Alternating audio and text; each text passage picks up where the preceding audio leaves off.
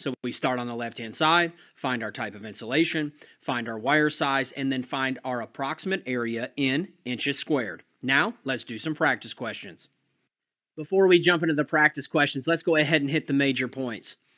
We're going to use Annex C when all of the conductors are of the same size and insulation.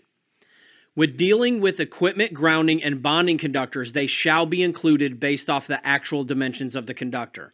It's not like we did in box fill. If there is a grounding conductor in that pipe, it counts 1 for 1, and all of them count. If you've got 10 of them, they all count. Conduit 24 inches or less shall be calculated from the 60% fill column. A combination of conductors of different sizes shall use the actual dimensions from Table 5 or 5A if they're compact conductors, and then we're going to use the dimensions of the conduits listed in Chapter 9, Table 4. And it's a little bit different than when we're dealing with load calculations. We're actually going to round up when it's 0.8 or greater. And I have one of those examples in our questions coming up, so you'll be a pro by the end of this video. Let's get to it. How many more number 12 THHN conductors can you install into a piece of 3/4 inch EMT that already contains 3 number 10 THHN conductors? The first thing we're going to do is we're going to find the total area that we have to work with. And to do that, we're going to head to Chapter 9, Table 4 for EMT. And when we get there, the first thing we do is make sure that we're in the right type of conduit. Then we're going to start on the left-hand side and find our trade size, and we go down to 3/4. Then we're going to cross over to the more than 2 because our question deals with more than 2 conductors. So we're going to pull from the 40% column. And that's going to let us know that our starting available area is 0.213 square inches. Now we need to find what we already have, which is the number 10s. We're going to head over to Chapter 9, Table 5. And when we get there, we're going to start on the left-hand side and find our type of insulation. We're going to cross over and we're going to find our size of wire. Then once we find that, we're going to cross over to the approximate area. And each individual number 10 is 0.0211 square inches. Now that we have our conduit and our starting conductor, let's go ahead and write down our number 12s. That's the conductor that we're wanting to install. And then we'll be done with the code book, and all we have to do is some simple math. After we find that value and write it down, we can proceed. We're going to take and multiply our conductors that we already have. We have 3 number 10s multiplied by the value by a number 10, and that gives us this number. Now to figure out how much space we have left, all we have to do is take our total fill area, which was 0.213, subtract the number 10s, and then that lets us know we have 0.1497 remaining left to fill. In order to find out how many number 12s we can fit in it, all we have to do is divide. We take our available area left to fill, divided by the individual number 12, and we're going to find out that we can fit 11.255. In this case, it's lower than 0.8, so we're going to round down to 11 conductors, and we select D. Great job. How many 1/0 XHHW conductors can you install into a piece of 2.5 inch Schedule 40 that already contains 4 4/0 XHHW conductors? So the first thing we're going to find out the square inches of our pipe. For that, we're going to head to Chapter 9, Table 4, for Schedule 40. When we get there, we're first going to verify that we are in the right type of conduit. Then we're going to come over here to the left, find our size of conduit. Then we're going to come over to the 40% column because we have more than 2 conductors. And we're going to find that for this conduit, it's 1.878. Now we need to head to Chapter 9, Table 5 and find out the square inch values of our wires. When we get there, we make sure that we're in Chapter 9, Table 5 and not Chapter 9, Table 5A. Coming down the left-hand side for the type of insulation, then finding our wire size, then we come over here to the approximate area in square inches, and we find its value. Now that we have our conduit and our starting conductor, let's go ahead and write down what the conductor that we're wanting to install is. And it's 1/0 XHHW. Now we can start all over. We multiply by how many conductors that we already have. We have 4 multiplied by the value for a 4/0, and that gives us this number. Then what we're going to do is take our total area that we were able to fill and minus what we have, and that lets us know what we have remaining left to fill. Then all we have to do is divide. We take our remaining left to fill, divide by our individual 1/0, and that lets us know that we can fit 3.28 conductors. We are below 0.8, so we're going to round down, and we find that we can fit 3 more in the conduit. How many number 12 THHN conductors can you install into a 20-inch nipple of EMT that already contains 3 number 10 THHN conductors? First, we're going to find the square inches of our pipe. We found out previously that Table 1 tells us for nipples that are 24 inches or less, we are going to use the 60% fill when using EMT. So how we find out what the 60% is we'll head to Chapter 9, Table 4. First, we will verify our type of conduit to make sure we're in the right conduit. Then we're going to start on the left-hand side and find our size of conduit. But then we need to cross over to the 60% fill because this is a nipple. And we find that it's 0.320. Now we can finish the problem like normal. We're going to head to Chapter 9, Table 5 and find out the square inch value of our conductors. When we get there, we verify we're in 5 and not 5A. Then we're going to come down and slide on the left-hand side, come over to our size wire. Then we're going to come over to the approximate area, and we're going to find that it is 0.0211. We found out our pipe. We found out our starting conductor. Let's go ahead and write down the conductor that we're wanting to add while we're right here in the table. Now, all we have to do is multiply. We take our original conductors, which was 3, multiplied by its value, and that gives us this value. Then all we have to do is subtract from our starting value. Our starting value was 0.320. Now all we have to do is minus what we already have, and that lets us know that we have this much remaining left to fill. Then, to find out how many more we can fit, we simply divide. We take our available left to fill, divided by the conductor that we're wanting to install, and that lets us know that we can fit 19.3. We're going to round down again, and we are going to select B. Great job. The next 3 sample questions are going to go a lot faster. It's assuming that you've already learned how to use these tables. I'm not going to be showing them on the screen. How many more 2-watt THHN conductors can you fit inside of a piece of 3-inch Schedule 80 PVC if it already contains 5 1-aught THHN conductors? Well, what we're going to do is we're going to go to Chapter 9, Table 4 and find our pipe. Then we're going to find the appropriate column based off of our number of conductors. And we're going to find that for 3-inch, here is the value. Then we're going to go find our type of insulation in Chapter 9, Table 5. Go ahead and get all of the values for conductors that are involved. First, we're going to take our known conductor, 1-aught, and we're going to take and multiply it by 5, and that's what we're already filling of this pipe. Then we're going to take and minus our total fill, minus what we already have, and that gives us our remaining left to fill. Then we take our 2-aught conductor and we divide it out, our remaining left to fill, by the conductor that we're wanting to install, and we're going to find that we can fit 7.4. Again, we're going to round down because it's less than 0.8, and we're going to select B. How many more number 10 THWN-2 conductors can you fit inside of a piece of 3/4 inch Schedule 80 PVC that already contains 3 number 12 THWN-2 conductors? We're going to head to Chapter 9, Table 4 and find our pipe. We're going to find the appropriate column based off the number of conductors, and we're going to find this value for a piece of 3/4. Then we're going to head to Chapter 9, Table 5 for our conductor properties, being sure to write down all the values that we need. First, we're going to take our number 12 that we already have, multiply it by the 3 that we already have, and that gives us this value. Then we're going to take our total available to fill, minus what we already have, and that gives us this for our remaining left to fill. Then we just take that and divide. We divide that out, and we find that we can fit 5.88 conductors, and in this case, it is 0.8 or larger, and we will round up to 6. Great job.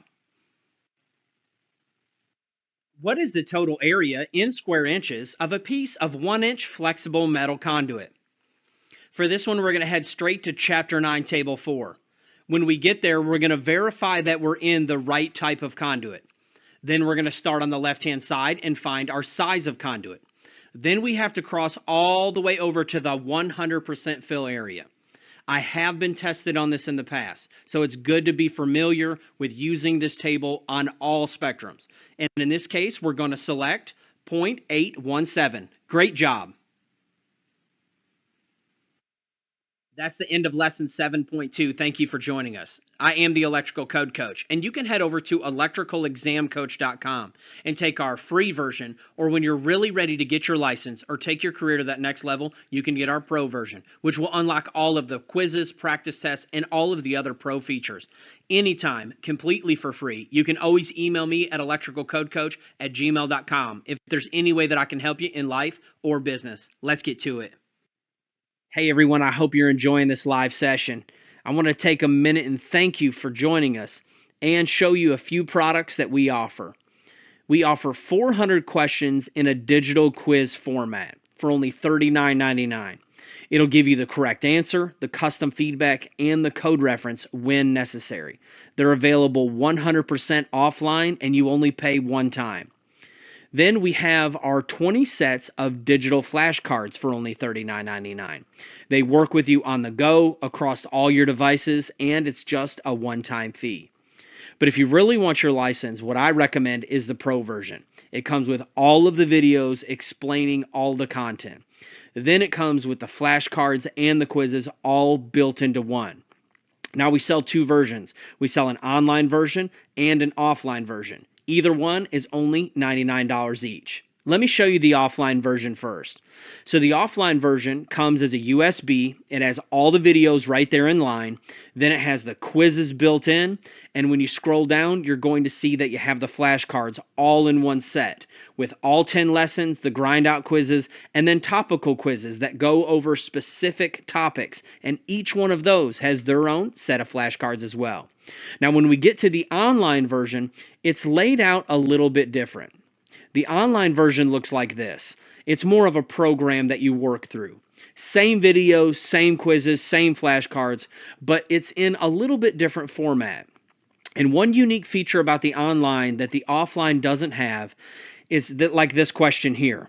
There is an actual video of me explaining the answer to that very question. So you do a question, you click feedback, and it has a video of me answering that question. That's something that we weren't able to offer on the USB in the same way.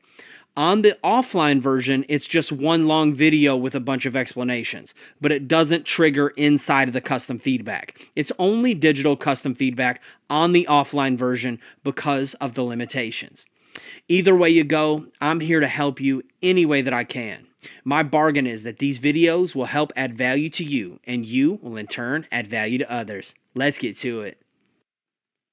Hey everyone, welcome back. I am the Electrical Code Coach from electricalexamcoach.com, and this is lesson 8.1 in our video series. We're going to be in Article 240, and we're going to be learning all about overcurrent protective devices. You'll hear me use the term OCPD throughout the rest of the program. And all it stands for is Overcurrent Protective Devices. But to simplify it even further, just think about it like this. Anytime you see OCPD, it just means breakers and fuses. Whether it's the individual breaker at a branch circuit, 20 amp, or it's a 100 amp feeder breaker, or our main 200 amp disconnect. It's either going to be a breaker or fuse, and they're all OCPD. Let's get to it.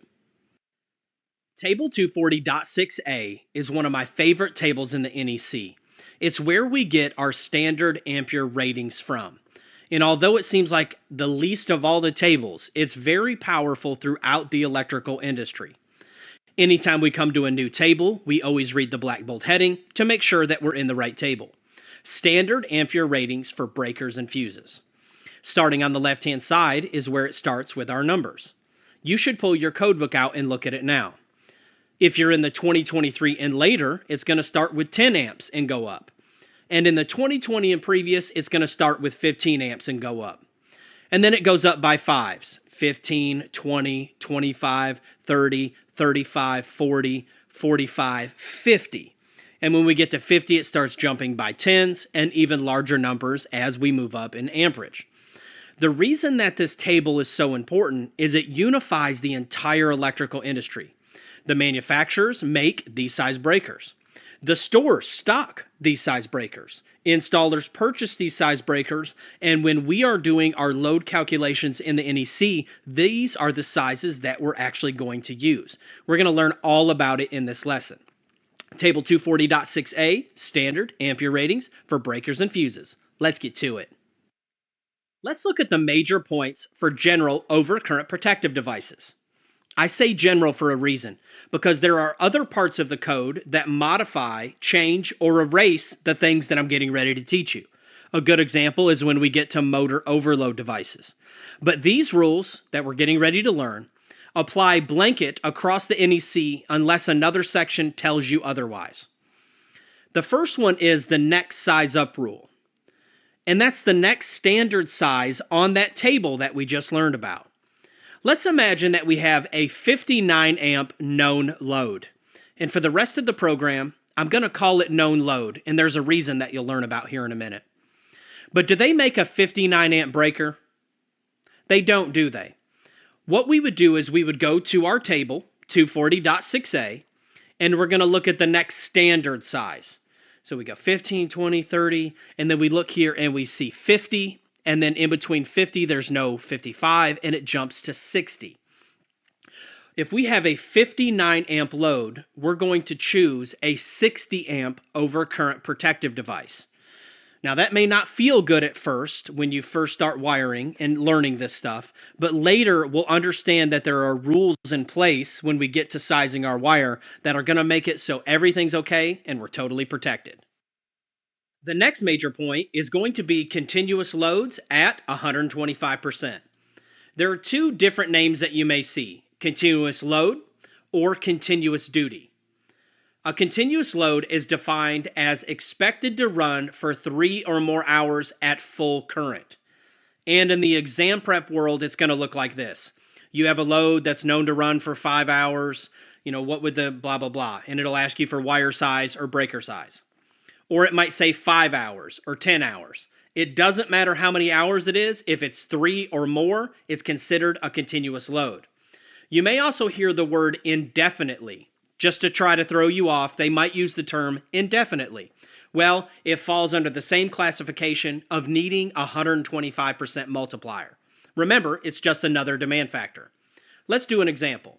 Let's take our 59 amp known load from before, and let's imagine that it was told to us that it's a 59 amp continuous load. What we would do is we would take our 59 amps, multiply it by 1.25, then we have a new known load of 73.75. That old load is gone, the 59 is gone, the 73.75 is our new known load, and that's what we would go size our breaker and subsequently our wire by. How we would do that is head to table 240.6a. We're going to look at the next standard size. So we're above 70 and it jumps to 80. And we would put this on an 80 amp overcurrent protective device. Our final major point is going to be that the overcurrent protective device equals the service size. Let me explain what I mean. Let's imagine that we did a whole house load calculation and it equaled 180 amps. Well, now we have to size the main breaker for that house, don't we? For that, we're going to head to table 240.6a and we're going to choose the next standard size. We put it on a 200 and we're done. But the question is what size is the service? Is it based off like the rating of the equipment bus? Maybe it's a 225 rated. No, it's actually based off the size of the main breaker or main fuse for that structure. So this would in fact be a 200 amp service. The load calculation dictated what size breaker we used, and the breaker size that we used dictated the size of the service. And this is very important as we get farther into the program. That's it for lesson 8.1. You can head over to electricalexamcoach.com to unlock the practice quizzes and everything in the ECC testing center. I am the electrical code coach, and my bargain is that these videos will add value to you, and you will in turn add value to others. Let's get to it. Hey everyone, welcome back. I am the electrical code coach from electricalexamcoach.com. and this is lesson 8.2 in our video series. And in this lesson, we're going to learn how to size overcurrent protective devices for non-continuous and continuous loads. Let's get to it. What size breaker would you use if you had a 56 amp load on a piece of equipment? Step 1, find the total connected load. The known load as of right now is 56 amps. Now we check for demand factors. In this case, it doesn't mention that it's a continuous load or it's running for any specific amount of time. It also doesn't call out a specific type of equipment, like a motor or air conditioner compressor, that might lead us to other sections of the code. Therefore, there are no demand factors. We head over to table 240.6a and we select the next size up. In this case, we have a 56 amp load, which would lead us to select a 60 amp overcurrent device.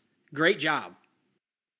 What size breaker would you use if you had a 34 amp load on a piece of equipment?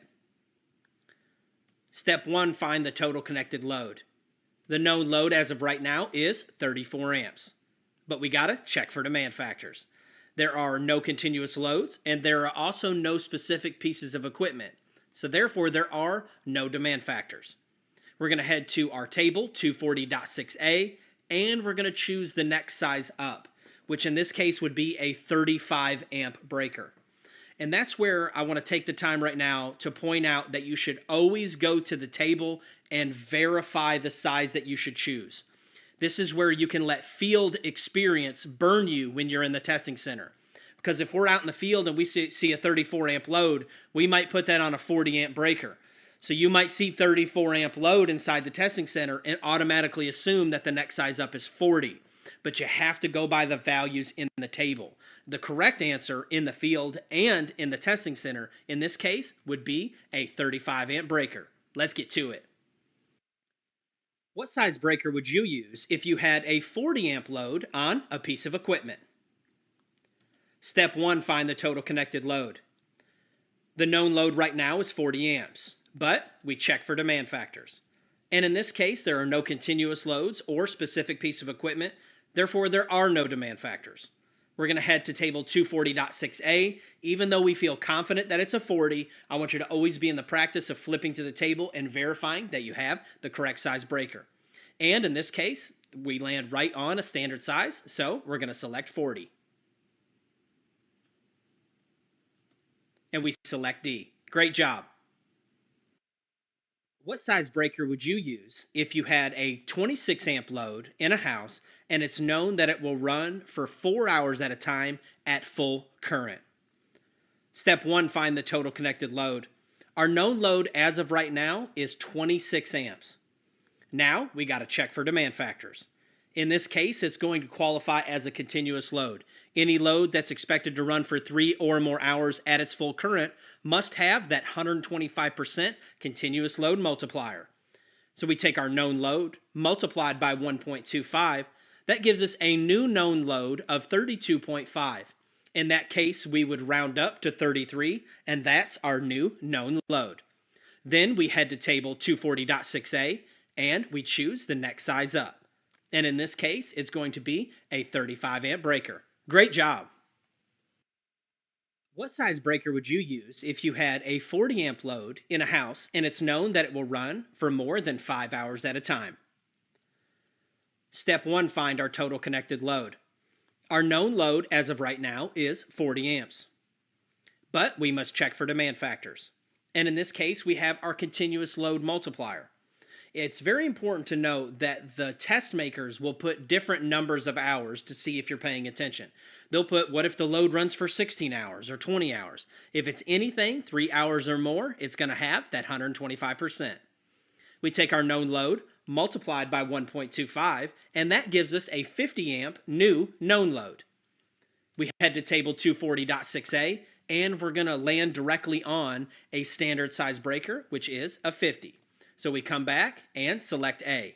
Let's get to it.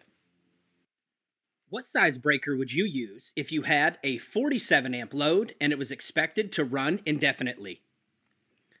Step 1, find the total connected load. Our starting known load is 47 amps. Now we check for demand factors. And in this case, it gets that 125% continuous duty, just like a continuous load. We take our starting known load, multiplied by 1.25, and that equals 58.75. And in this case, we would round up. So 59 is our new known load. Now, let's head to table 240.6a. And in this case, we're going to select the next size up, which happens to be a 60. Great job. That's the end of lesson 8.2. And I want to take this moment and encourage you and let you know that you're doing a great job and keep up the hard work. And just don't forget the reasons that you're doing this. For your family, for your career, for taking your family from where you guys were to where you guys are going. Because it's easy when we get exhausted and it's hard and we're on our way to that next level to forget all the reasons that we're doing this in the first place. I want to let you know that I'm here for you. Anything that you need, you can always just email me at electricalcodecoach@gmail.com. I am the Electrical Code Coach, and my bargain is that these videos will add value to you, and you will in turn add value to others. Let's get to it. Hey everyone, welcome back. I am the Electrical Code Coach from electricalexamcoach.com, and this is lesson 8.3 in our video series. We're still in Article 240, but we're going to be doing sample calculations of whole homes and businesses and selecting the main overcurrent device.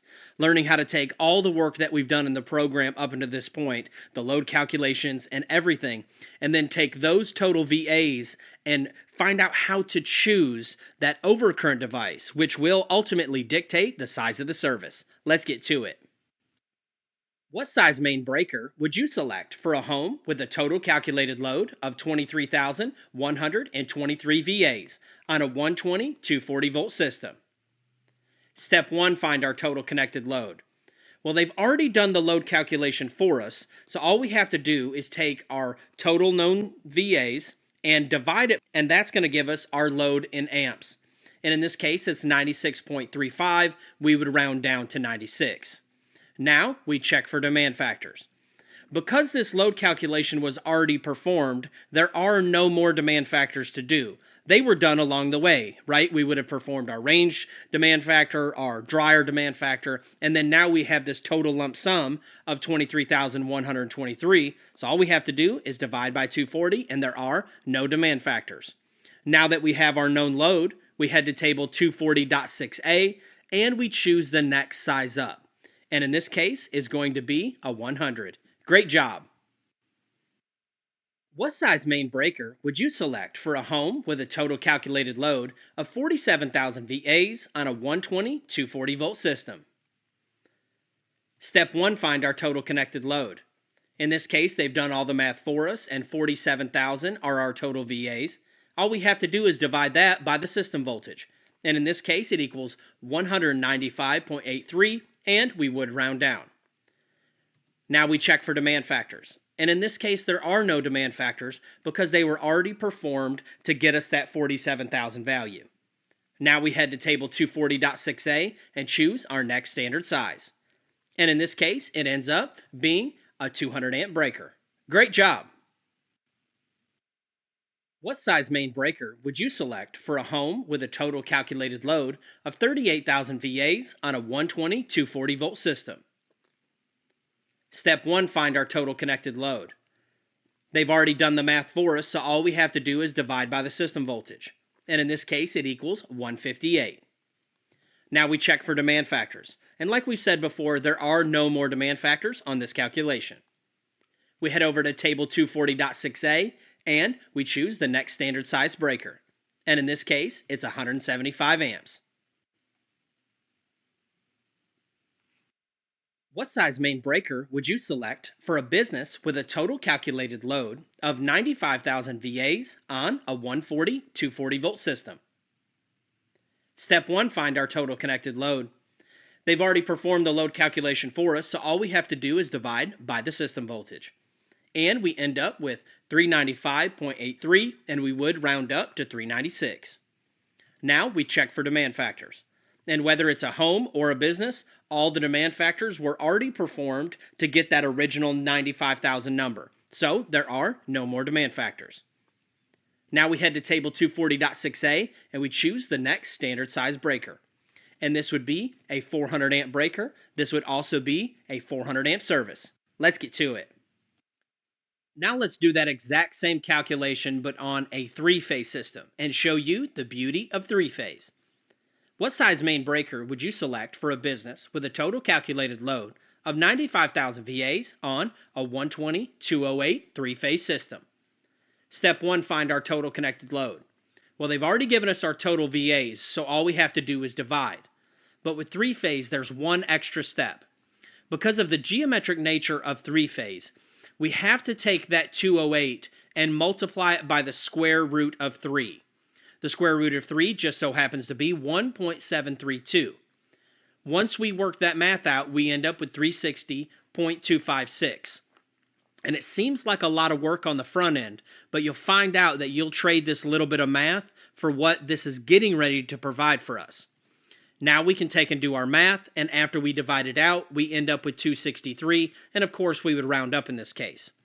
There are no more demand factors, so we head to table 240.6a and choose the next standard size. And this is where the beauty happens. We're going to now put this on a 300 amp breaker instead of, like in the previous question, it would be on a 400 amp, meaning that we'd have to have larger wire in the previous question, which may lead us to have larger pipe, which we may end up with a larger cost of overall project. The beauty of three-phase is the numbers come down. So this one's on a 300 amp service, which means we can put it on smaller wire, which might mean we can put it in smaller pipe, which might end up having a smaller overall cost. Let's get to it. What size main breaker would you select for a business with a total calculated load of 80,000 VAs on a 120/208 three-phase system? Step 1, find our total connected load. In this case, they've done the work for us. They've given us the 80,000. Now all we have to do is divide. We do our little bit of pre-work and we end up with 360. Now we take and divide that out and we end up with 222 amps. In this case, we'll round down to 222. There are no more demand factors in this calculation. We head over to table 240.6a, choose the next standard size up, and put this on a 225 amp service. That's the end of lesson 8.3. You can head over to electricalexamcoach.com. Let's get to it. Hey everyone, welcome back. I am the Electrical Code Coach from electricalexamcoach.com. And this is lesson 9.1 in our video series. We're going to be in Article 310. And we're going to be learning all about ampacity. Ampacity is the maximum current measured in amperes that a conductor can continuously carry under its usage conditions without exceeding its rated temperature. Everything that we're doing in this program and out in the electrical field is to protect first the people and then the equipment. And it's no different with the wire. This wire is only rated to handle so many amps before the insulation will start to deteriorate, and ultimately we could end up with a fault, short circuit, or just arcing and sparking.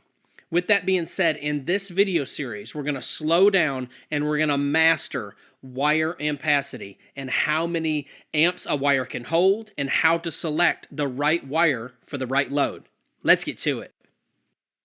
Now let's learn about our primary ampacity table. If you're in the 2017, it's table 310.15B16. And in the 2020 and later, it's table 310.16. Same information, new name. If you're in a softbound NEC, these should be your page numbers, depending on what print of the NEC you have, whether you got the first round or second round print, but this will get you close enough. The most important thing is read the title of the table and make sure that it matches the actual table number. Let's get to it. Now there's a lot going on in this table. We're going to slow down in this lesson. This is our ampacity basics lesson. Because if you don't get this, it's going to be hard to have an electrical career. It's going to be hard to ever be able to pass your examination. So we're not in any hurry. If you need to watch this video over and over, you can do it. The first distinction we want to make with this table is that it's actually two tables. On the left-hand side is going to be for copper conductors, and on the right-hand side is going to be for our aluminum and copper-clad conductors. Left-hand side copper, right-hand side aluminum. And if you'll notice, they mirror each other, but in the NEC, it's smushed all into one table. Now let's take a look at what all this information means. Now we're going to do a quick breakdown of the table. We won't stop on any specific part until we need it in the program because I don't want to confuse you. And later you'll understand why I did it piece by piece. But we read all of our tables from top to bottom, left to right. I want you to focus on the left-hand side because that's the copper side, but you'll notice that everything that we do is going to be mirrored over on the aluminum side. So starting at the top, it gives us the scope of the table. We're not going to get into that right now. It comes later in the series. Then you'll notice there's a 60, 75, and 90 degree C columns. Below that are going to be the insulation types like THHN, THWN. On the left-hand side, you're going to have the conductor sizes, which is easy. And then in the middle, you'll find the allowable ampacity for each respective column. Now let's take these piece by piece and explain exactly how to use them. Now let's learn about terminals and insulation rating. And that's where these 60, 75, and 90 degree C columns come into play. Whether we're dealing with terminals or insulation around the wire, each one of them can only handle so much heat safely. Whether it's a lug or a breaker or a switch or the insulation around the wire, they're all rated for specific temperatures. I'll give you a little heads up. Out in the field, all of these are almost 99% of the time rated for 75 degrees C. And the insulation has multiple ratings. Some of them are rated for 60, some of them are rated for 75, and some of them are rated for 90. The reason this is important is it's going to help us choose which one of these columns we select our ampacity from. If the terminals are rated 75 degrees, we're going to choose the 75 degree C column most of the time. I'll explain what most of the time means later in the program, because this section is just like other sections of the NEC. There are blanket rules that apply generally, but later they get modified. But for right now, what I want you to remember is we're going to match the column that we used based off the terminals that the device is rated by. Regardless of what the insulation is, we can choose from whatever column that the terminals are rated by, unless modified by another code. Now let's lay some ampacity ground rules. Unless modified by a specific piece of equipment or another code, these rules will apply generally. If the question states that it terminates to 60, 75, or 90 degree C terminal lugs, you're going to make your selection from that respective column. And as with overcurrent protection, we're going to do 125% demand factor for all loads that are expected to run for 3 or more hours. Remember our continuous load rule? That carries over into wire sizing as well. Let's get to it. What size AWG copper conductor would you select for a 60 amp load using THHW terminating on 75 degree C terminals? Step 1, find the total connected load. Well, in this case, we already have the load. It's 60 amps, but we must check for demand factors. They've not told us about a specific piece of equipment or that it's a continuous load, so there are no demand factors. But we have to learn one important rule for sizing wire. The wire must meet or exceed the known load. There is no next size up rule. The wire always has to meet or exceed the known load. So we head to our primary ampacity table, and we're going to start on the left-hand side because our question is copper. Always carefully go through these steps. What type of metal? Copper. What are my terminal ratings? They are 75 degrees C. What is my known load? 60. I'm going to start down the 75 degrees C column until I find a wire that covers the known load, and then I'm going to use a straight edge to come over and select my size wire. And in this case, you would put it on a 6-gauge wire. We go back and we select B. Great job. What size AWG copper conductor would you select for a 74 amp load using THHW terminating on 75 degrees C terminals? Step 1, find the total connected load. It's 74 amps. Now let's check for demand factors. Well, in this case, there's no specific pieces of equipment and there's no continuous load, so there are no demand factors. And we have to remember that our wire must meet or exceed the known load. We head to our primary ampacity table. We make sure that we're on the right side of the table. In this case, it's copper. And we have 75 degrees C terminals. So now we take off and find a wire that will cover the known load. We find one that will cover 74 amps. We use a straight edge to come over and tee off at number 4, and we're going to select A. Great job. That's the end of lesson 9.1. You can head over to electricalexamcoach.com for quizzes that go along with these videos and unlimited access to the testing center. Ampacity is one of those topics that you have to take one bite at a time. So don't get overwhelmed. Take your time. I know that you can do it. I am the Electrical Code Coach, and my bargain is that these videos will add value to you, and you will in turn add value to others. Let's get to it. Hey everyone, welcome back. I am the Electrical Code Coach from electricalexamcoach.com, and this is lesson 9.2 in our video series. In this lesson, we're going to be sizing wire for continuous and non-continuous loads. Let's recap on the basics before we get started. If the question states that it terminates to 60, 75, or 90 degree C terminals, we're going to make our selection from that respective column under normal circumstances. And the second one is, as with overcurrent protection, like we learned before, we're going to do 125% demand factor for all loads that are expected to run for 3 or more hours. Let's get to it. What size copper conductor would you select for a 40 amp load using THHW terminating on 75 degree C terminals? Step 1, find the total connected load. In this case, we know the load, it's 40 amps, but we must check for demand factors. It doesn't mention a specific type of equipment or that it's going to be a continuous load, so in this case, there are no demand factors. And we always have to remember that all wire must meet or exceed the known load. So we have to find a wire that meets or exceeds 40 amps. We head to our primary ampacity table, and the first thing we're going to do is check the type of conductor. It's copper, so we're going to start on the left-hand side of the table. We're in the 75 degree C column because that's our terminal rating. Then we're going to slide down and find a wire that meets or exceeds the known load, and we find out that it's an 8-gauge conductor. And we select C. Great job! What size copper conductor would you select for a 60 amp load running for more than 5 hours using THHN type wire terminating on 75 degree C terminals? Step 1, find the total connected load. Well, our starting known load is going to be 60 amps, but we must check for demand factors. When we find out that it's going to be a continuous load, we need to remember to do our 125% rule for continuous loads. So we take our original known load, multiply it by 1.25, and that gives us a new known load of 75 amps to size our wire by. And remember, our wire must meet or exceed the known load. We head to our primary ampacity table. We head to the copper side because it wants copper conductors. We're in the 75 degree C column, and we need to go down and find a wire that meets or exceeds 75 amps, and we find that it happens to be a number 4. Let's get to it.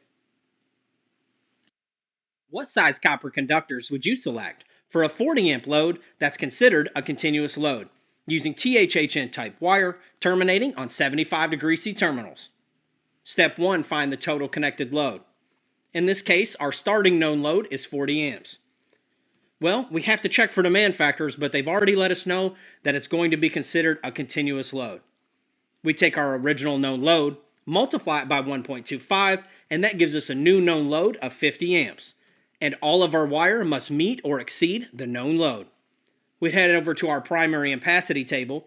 We're going to start on the left-hand side because they want copper conductors, and we're in the 75 degree C column. We come down and we find a wire that meets or exceeds our load, and we're going to put it on a number 8. Great job!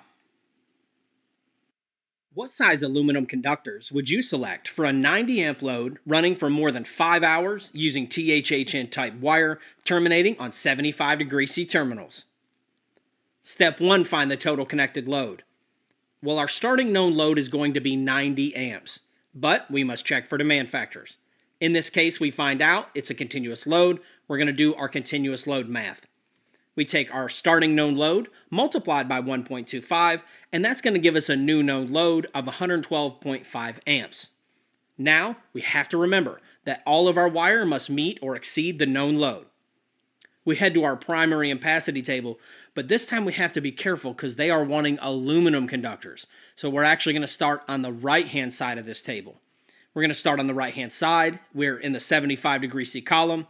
We come down and we find a wire that meets or exceeds the known load, and we find out that it needs to be on a 1/0.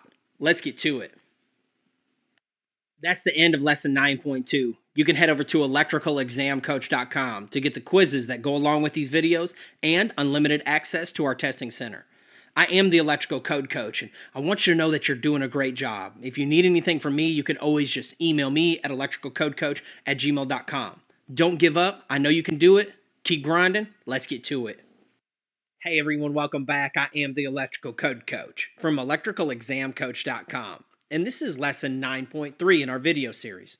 In this lesson, we're going to be sizing the overcurrent protective device and the wire in the same question for all of these loads, for continuous and non-continuous. Let's recap very quickly. If the question states that it's terminating to 60, 75, or 90 degree C terminal lugs, you're going to make your selection from that respective column under normal circumstances. With both OCPD and wire sizing, we still have that 125% demand factor for all loads that are expected to run for 3 or more hours. And we will always select the overcurrent protective device first, and then we'll choose our wire size. And it'll make more sense why we do that once we start sizing services in the next lesson. And once we get into larger amperage questions like 1,000 amps or greater, which we'll learn in the lesson after that one. Let's get to it. What size copper conductors and overcurrent protection would you select for a 54 amp load using THHN type wire terminating to 75 degree C terminals? Step 1, we're going to find our total connected load. In this case, we have it. It's 54 amps. But we must check for demand factors. Well, they've not mentioned a specific piece of equipment or that it's going to run for 3 or more hours. So in this case, there are no demand factors. Now, what we're going to do is size our overcurrent protective device first. You always size that first. So we head to our overcurrent protective device table, which is 240.6a for a 54 amp load. We're going to go down and choose the next standard size up. In this case, it's going to be a 60. Now, let's head and size the wire. For that, we're going to head to our primary ampacity table. We're going to start on the left-hand side and make sure that we're on the copper side because our question asks for copper. And we're in the 75 degree C column in this case. We're going to slide down and find a wire that covers the known load of 54 amps. And we're going to select a 6-gauge wire on a 60 amp overcurrent device. Let's get to it. What size copper conductor and overcurrent protection would you select for a 62 amp load using THHN wire terminating to 75 degree C terminals? Step 1, find our total connected load. In this case, it starts at 62 amps. But we must check for demand factors. With there being no special pieces of equipment mentioned or the fact that it's running for 3 or more hours, in this case, there are no demand factors. Now, we go ahead and size our overcurrent protective device. We head to our table with a 62 amp known load. And we're going to choose the next size up, which puts it on a 70. Now we can size our wire.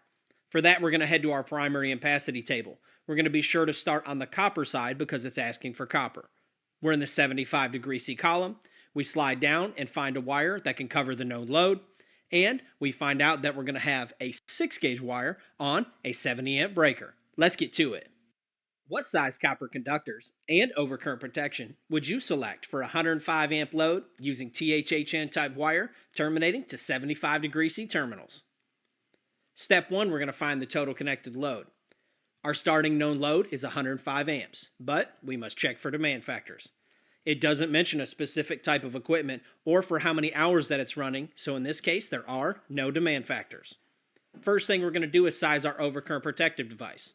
For that, we head to table 240.6a and choose the next standard size up. And this is why it's very important for you to always go to the table and not just go off of memory or what you might do out in the field. Because out in the field, you might say, oh, this needs to be on a 125 because 125 is a common number. But how many of you know that there's actually a 110 amp breaker in between 100 and 125? I've seen them, I've worked with them out in the field, but they're not very common. Usually out in the field, we'll jump from a 100 to a 125 for like sub-panel sizing. But you have to be careful here. Always go to the table because the correct answer for this question is actually a 110 amp breaker. Now, let's size the wire. For that, we head to our primary ampacity table. The known load's 105 amps. We're on the copper side of the table because that's what the question said. We're in the 75 C column, and we go down and find a wire that covers the known load, 105 amps, and we're going to end up with a number 2 wire on a 110 amp breaker. Great job. What size copper conductors and overcurrent protection would you select for a 105 amp load expected to run for 3 or more hours using THHN type wire terminating to 75 C terminals? Step 1, find the total connected load. 105 amps is our starting known load, but we must check for demand factors. When we look, we find that we have the 125% continuous load rule, so we do our math. We take our original starting known load, we multiply it by 1.25, that gives us a new known load of 131 amps, and now we can size our overcurrent protective device. We head to table 240.6a and we choose the next standard size, which is a 150. Now we can come back and size the wire. We head to our ampacity table. We're on the copper side, 75 C column. We're going to go down and we're going to find a wire that covers the known load, and we're good to go. We're going to select a 1/0 on 150. Let's get to it. What size copper conductors and overcurrent protection would you select for a 50 amp load expected to run for 3 or more hours using THHN type wire terminating to 75 C terminals? Step 1, we're going to find the total connected load. Our starting known load is 50 amps, but we must check for demand factors. We see that it's a continuous load, so we're going to have our 125% rule. We take our starting known load, multiply it by 1.25, and that gives us a new known load of 62.5. Now we can size our overcurrent protective device. We head to our table, we choose the next standard size, which in this case is going to be a 70. Now let's size our wire. Heading to our primary ampacity table, we're going to be on the copper side of the table in the 75 C column, and we find a wire that meets or exceeds the known load. When we do, we find that it needs to be a 6-gauge wire on a 70 amp breaker. Great job. This is end of lesson 9.3. You can head over to electricalexamcoach.com to check out our pro version. I am the electrical code coach, and my bargain is that these videos will add value to you, and you will in turn go out and add value to others. Let's get to it. Hey everyone, welcome back. I am the electrical code coach from electricalexamcoach.com. And this is lesson 9.4 in our video series. And in this lesson, we're going to be sizing the overcurrent protective devices and wire for commercial and dwelling unit services and feeders. We're actually going to start with commercial because it's easier, believe it or not. Always remember that we're going to select our overcurrent protective device first, and then choose our wire size. Also, the overcurrent protective device size is the size of the service. If we're sizing services and we select a 200 amp overcurrent protective device, whether it's a breaker or fuse, based off the size of the load, and we go to the next size up and it ends up being a 200, that means we have a 200 amp service. And it's very important for us to understand that before we move on in the program, that if I'm sizing services and I end up with a 200 amp overcurrent protective device, and that is the main breaker on that service, that is now a 200 amp service. Let's get to it. What size main breaker and copper conductors would you select for a business with a total calculated load of 80,000 VAs on a 120/208 three-phase system on 75 C terminals? Step 1, find our total connected load. In this case, they've already given us the 80,000 VAs, but we have to do that little bit of pre-work first on all of our three-phase calculations like we learned before. We take 1.732, we multiply it by our system voltage, which is 208, and that gives us that 360 value. Now we can divide just like normal. We take the 80,000 VAs, divide it by the 360, and that gives us a 222 amp known load by which we can size our breaker and our wire by. But first, we must check for demand factors. In this case, there are no demand factors, so we can size like normal. Let's size our overcurrent protective device first, based off of 222 amps. We head to table 240.6a, and we choose the next standard size. And in this case, it's going to be a 225. Now we can size our wire. We head to our primary ampacity table. We're going to be on the copper side of the table in the 75 C column, and we need to go down and find a wire that covers 222 amps. And in this case, we're going to select a 4-aught. When we put it on a 4-aught wire, we're going to select D, and we're all done. That's why we chose to do commercial first, because it's going off of all the things that we previously built in these lessons with no additional rules. In a few moments, we're going to be on residential, and you'll find that there are a couple extra codes that we need to know about. Let's get to it.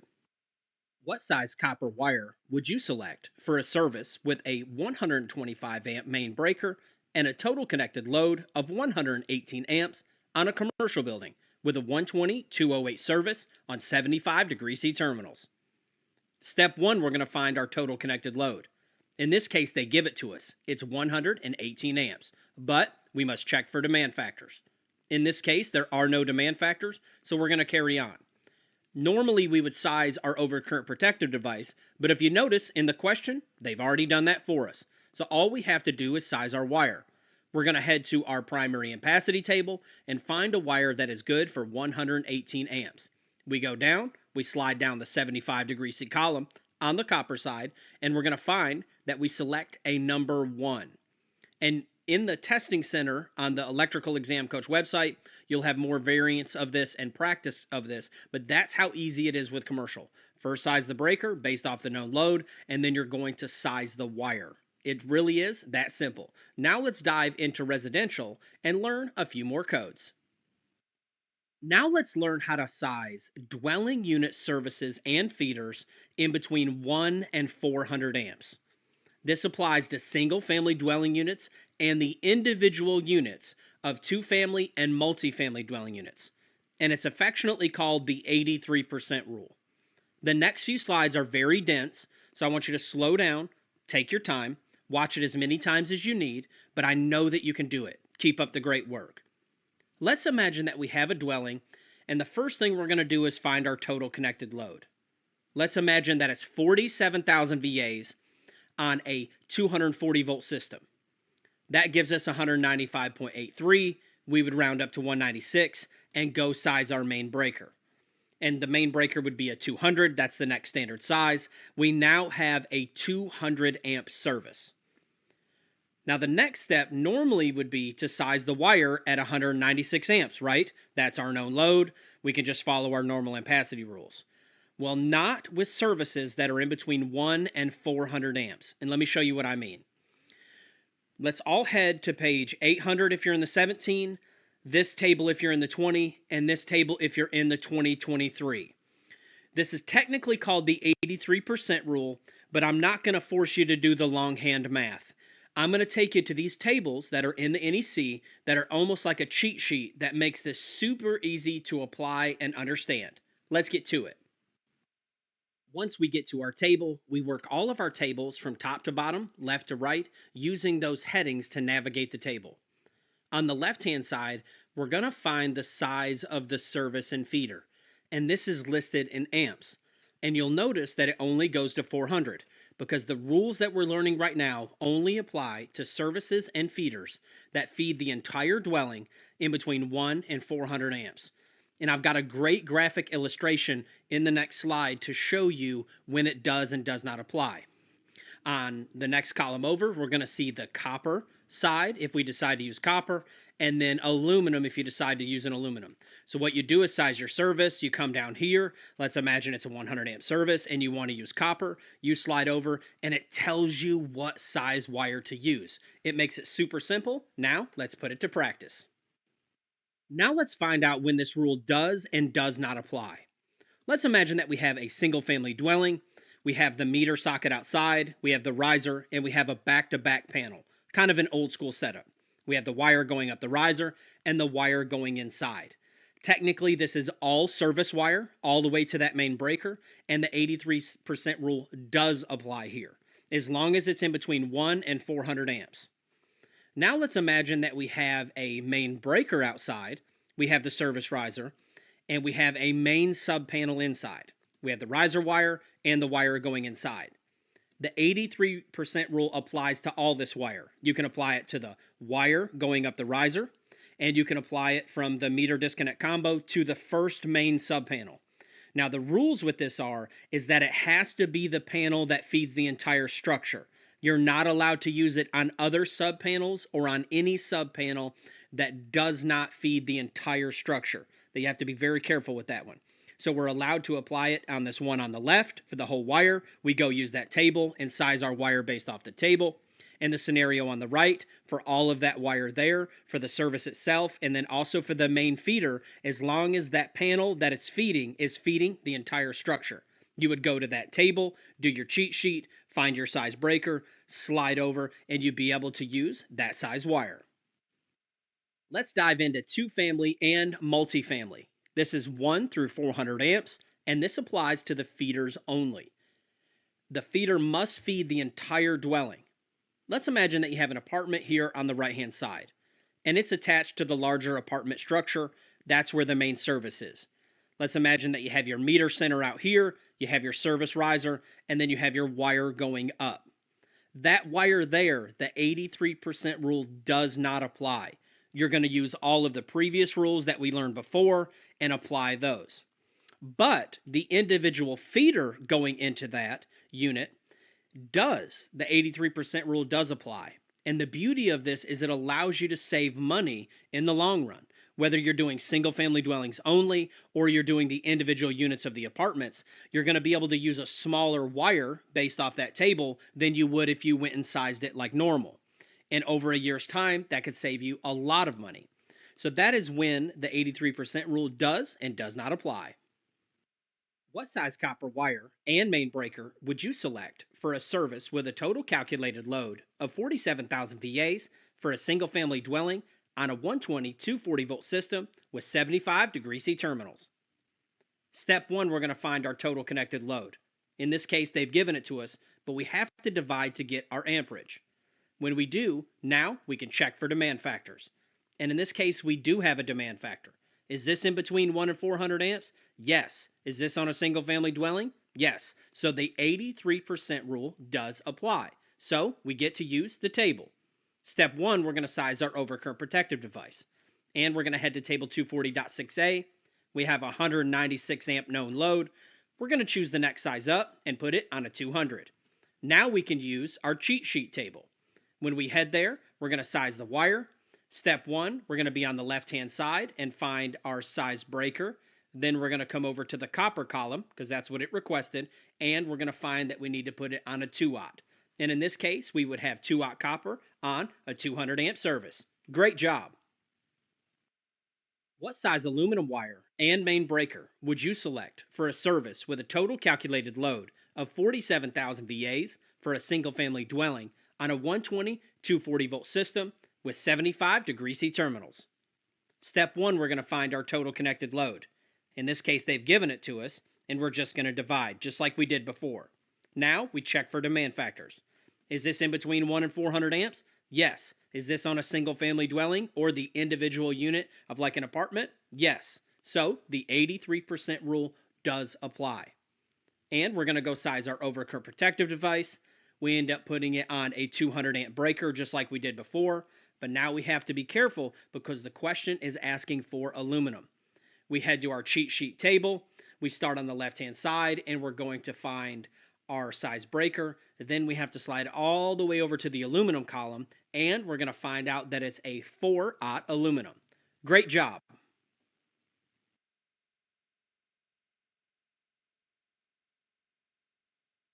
That's the end of lesson 9.4.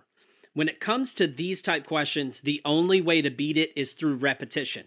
And the best way to do that is at electricalexamcoach.com. We teach you so much more inside of the quizzes that we don't get the chance to cover inside the videos.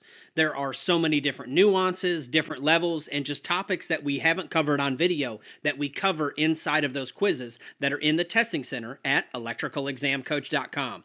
I am the Electrical Code Coach, and my bargain is that these videos will add value to you, and you will in turn add value to others. Let's get to it.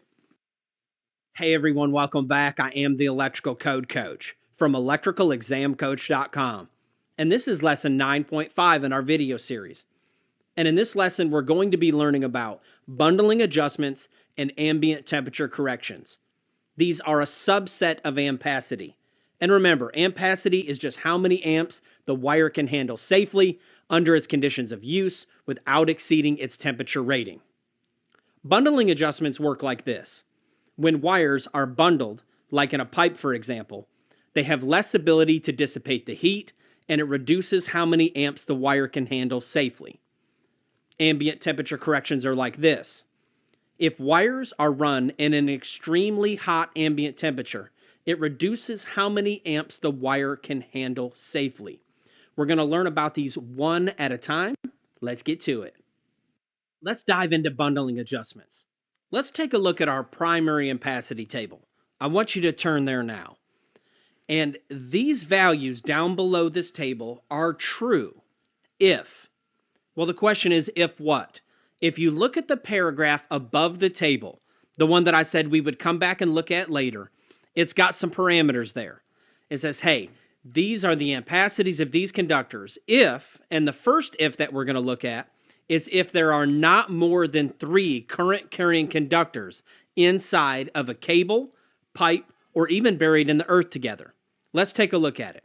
Let's imagine that we have a piece of conduit here and we pulled in a black, red, blue, and an equipment grounding conductors.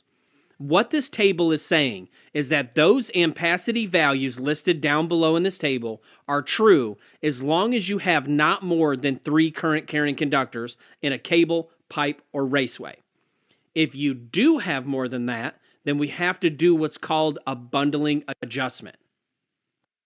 Let's learn about our bundling adjustment table. Head to this respective table depending on your code cycle. When we get there, we're going to find that it's very easy to read. Reading all of our tables from top to bottom, left to right, we're going to start here on the left-hand side, and this is our number of current carrying conductors. Let's imagine we have this conduit, and we end up with 6 current carrying conductors. So we're going to slide down until we find our range, and we fall in the 4 to 6 range. Then we need to slide over and find our adjustment factor, which is just another demand factor, which is something you're very familiar with at this point in the program. Let's imagine we have a wire that's 50 amps. We take that 50 amp wire and we multiply it by 0.80, which was our demand factor. And we end up with a wire that is now only good for 40 amps. What they're saying is because the amount of wires inside of this pipe or cable that the wire cannot dissipate the heat safely. So you have to reduce how many amps the wire can handle. So the new allowable ampacity of this wire is only 40 amps. Up until this point, we've had all hot conductors inside of our conduit. But what happens if we add in a neutral? Is it considered a current carrying conductor? What about grounding conductors? Are they considered current carrying conductors? Well, let's learn how to count conductors now. Now let's learn about current carrying conductor counting, because we're only going to be counting the current carrying conductors. You may get a question on your exam that gives you the number of conductors. That's easy. You're going to go to the tables and do the math. But you may get a question on your exam that asks you in a scenario of wires, how many of them are current carrying conductors? The first one's easy. All ungrounded conductors. All of the hots are going to be considered current carrying conductors under normal circumstances. The second one is the neutral of a line to neutral load, meaning if we have a light bulb and it draws 1 amp on a 120 volt circuit, there's going to be 1 amp going in on the hot and there's going to be 1 amp flowing back on the neutral. So it is as well a current carrying conductor. Same thing with a 3-phase 4-wire neutral. We're not going to be dinking around trying to calculate the unbalanced load. We're just going to count it as a current carrying conductor. Then the 3-phase nonlinear neutral load. Nonlinear loads come from large fluorescent lighting or from large computer data centers. You're going to count its neutral as well. Grounding conductors, no, they do not count. And that's one of the easiest ones. You don't have to count those as a current carrying conductor. If we have no adjustment will be made if we have nipples that are 24 inches or less. Let's imagine we have a panel over here on the right-hand side. We put a panel on the left side. We want to run a short nipple that's 24 inches or less. This does not count in our bundling adjustment. Now let's talk about choosing from the right column. And this is the last step before we're actually able to start doing questions. Up until this point, we've always chosen, most of the time, from the 75 C column. Now there'll be times that we choose from the 60, and this is where we start choosing from the 90. 99% of the time, you're going to choose from the 90 anytime that you're doing bundling adjustments or temperature corrections. We're going to choose from that 90 C column.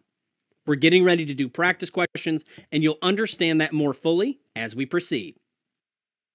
What is the allowable ampacity of a number 4 copper conductor with 9 current carrying conductors in a piece of 1-inch EMT? Step 1, we're going to verify that our conductors are listed in the 90 C column. We head to our primary ampacity table on the copper side, and we make sure that THHN is listed. If it's not listed there, for the purpose of exam prep, I just want you to go to whatever column that it is listed in and do the math. Now, we're going to find our starting ampacity in the 90 C column. We head to our primary ampacity table.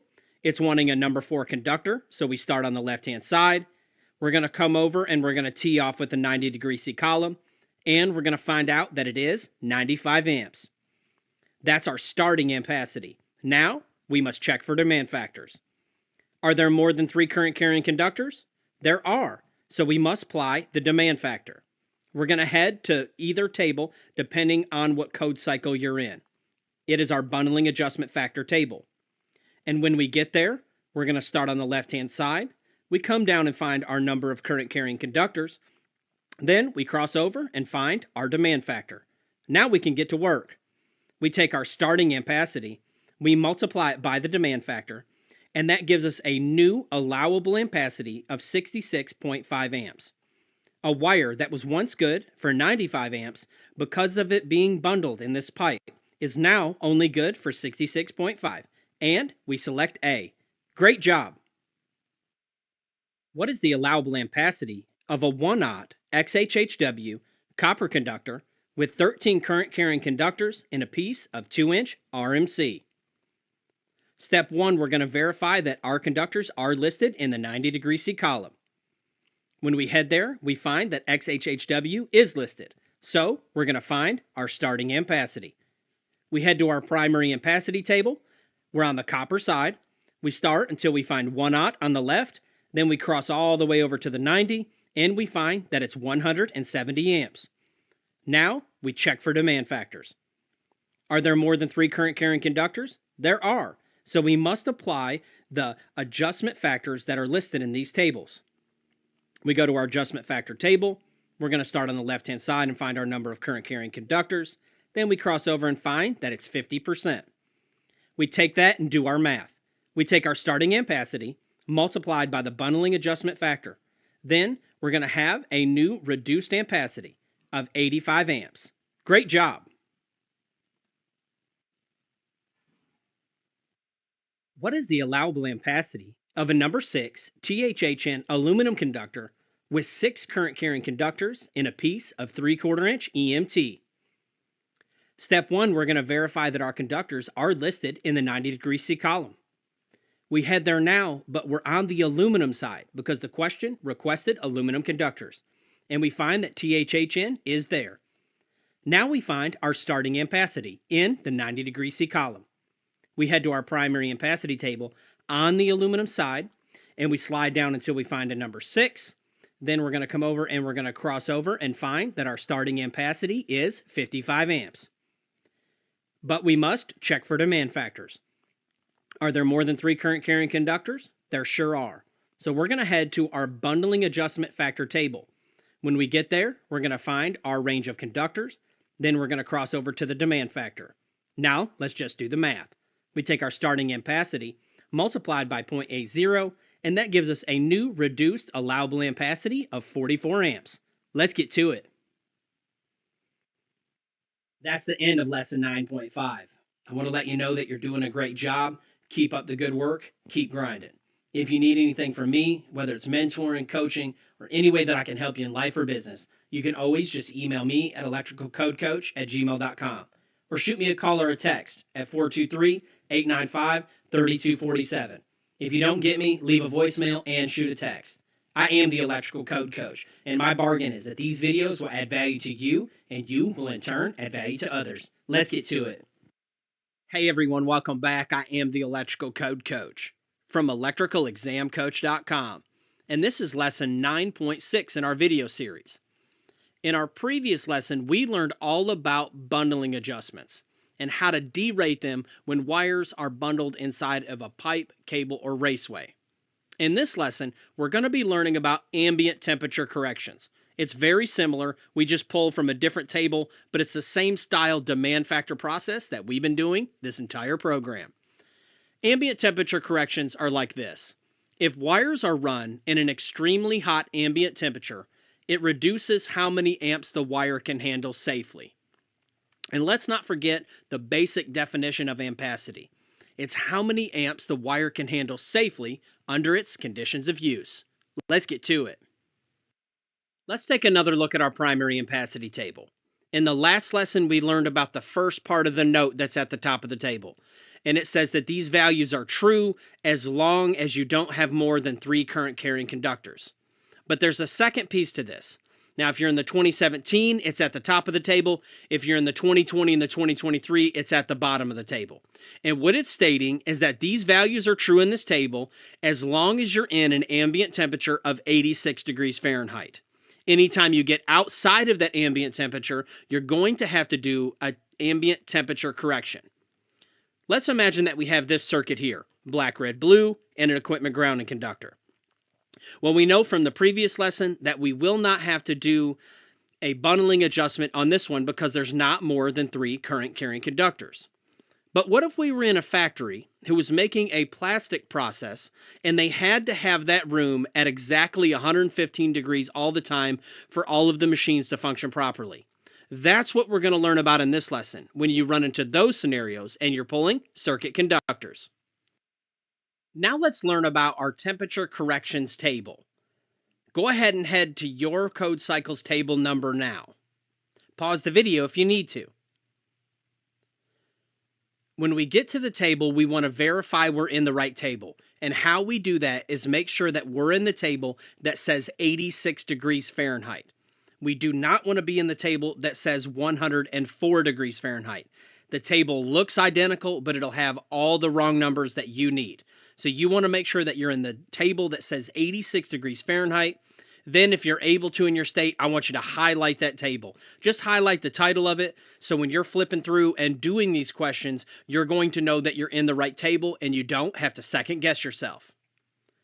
Once we know that we're in the right table, let's break down the table. On the left-hand side, we're going to find our column in Celsius. And that's if your actual ambient temperature is in degrees Celsius. You would start on the left-hand side, find the degrees in Celsius, and then finish the process that we're getting ready to learn. Across the top, you'll see a 60, 75, and 90 degree C column. And those correspond with the 60, 75, and 90 degree C columns of our starting ampacity table. Then on the right-hand side, you'll notice degrees Fahrenheit.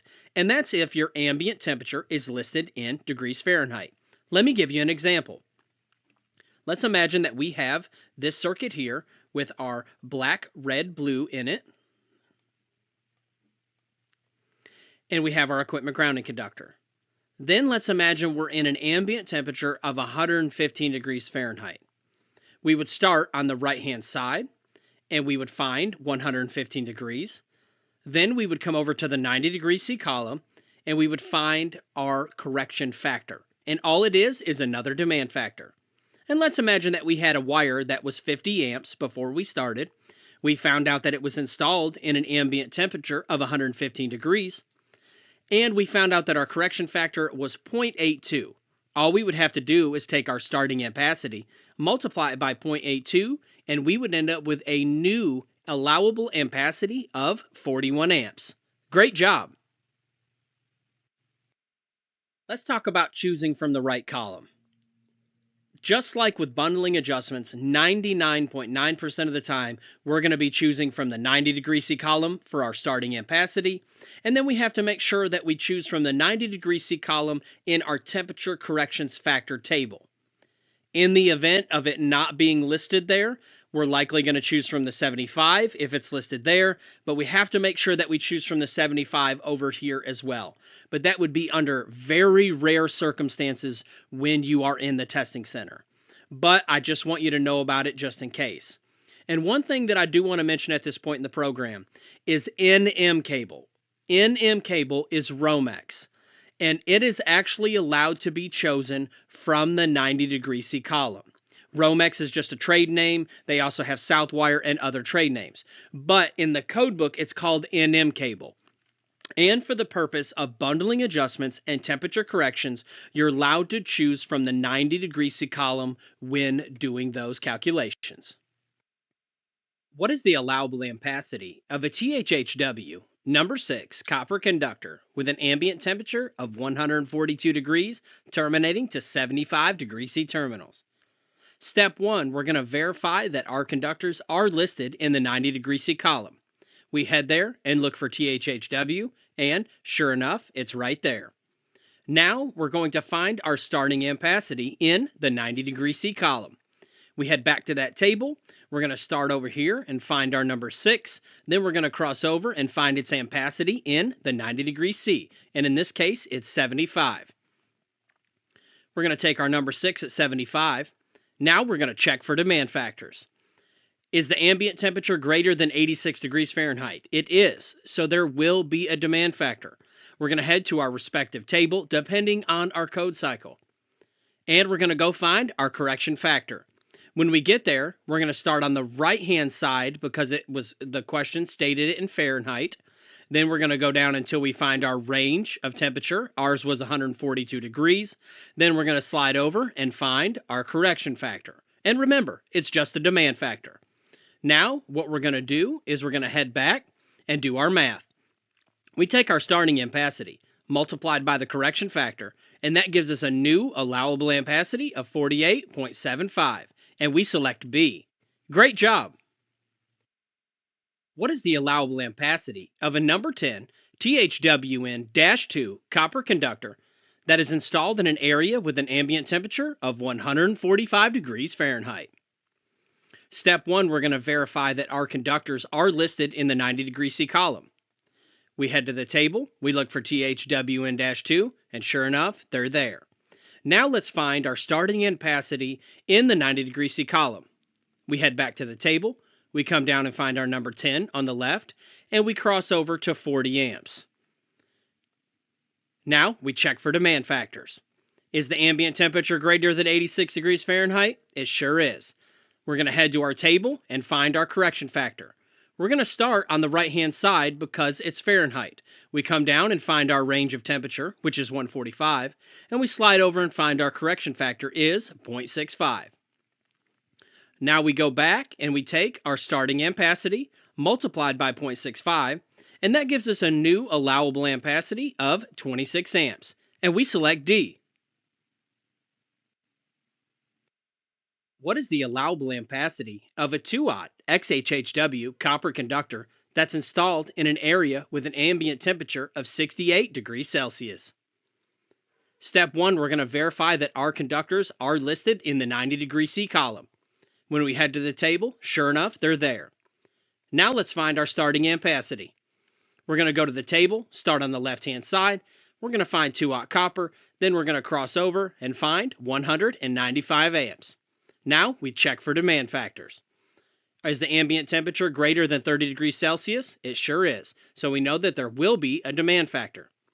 We head to our correction factor table, and in this time we're going to start on the left-hand side because it was listed in degrees Celsius. But we have to be careful to cross all the way back over to the 90 because that's the column that we chose from. And we find that our correction factor is 0.58. We take our starting ampacity, multiply it by the correction factor, and that gives us our new allowable ampacity of 113.1 amps, and we select A. Let's get to it. That's the end of lesson 9.6. You can head over to electricalexamcoach.com for practice questions and different variants of these type of questions. I am the electrical code coach, and my bargain is that these videos will add value to you, and you will in turn add value to others. Let's get to it. Hey everyone, I hope you're enjoying this live session. I want to take a minute and thank you for joining us and show you a few products that we offer. We offer 400 questions in a digital quiz format for only $39.99. It'll give you the correct answer, the custom feedback, and the code reference when necessary. They're available 100% offline, and you only pay one time. Then we have our 20 sets of digital flashcards for only $39.99. They work with you on the go across all your devices, and it's just a one-time fee. But if you really want your license, what I recommend is the Pro version. It comes with all of the videos explaining all the content.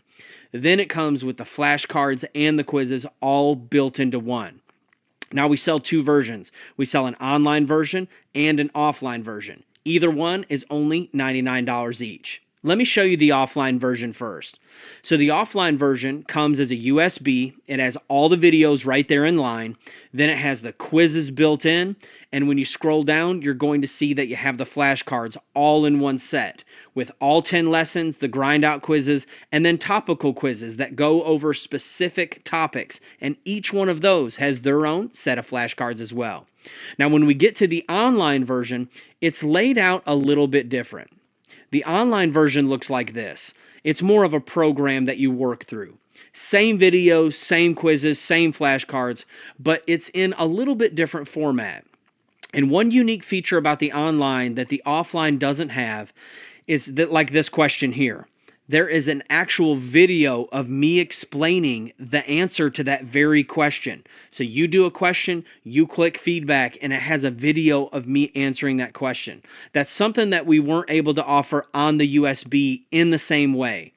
On the offline version, it's just one long video with a bunch of explanations, but it doesn't trigger inside of the custom feedback. It's only digital custom feedback on the offline version because of the limitations. Either way you go, I'm here to help you any way that I can. My bargain is that these videos will help add value to you, and you will in turn add value to others. Let's get to it. Now we're going to learn about sizing motor conductors. 430 is one of the largest articles in the code book, so I'm only going to show you what you're going to be testing on. When sizing normal motor conductors, you will use the motor FLC and not the FLA nameplate. FLC stands for full load current, and that's a value that we find inside the code book.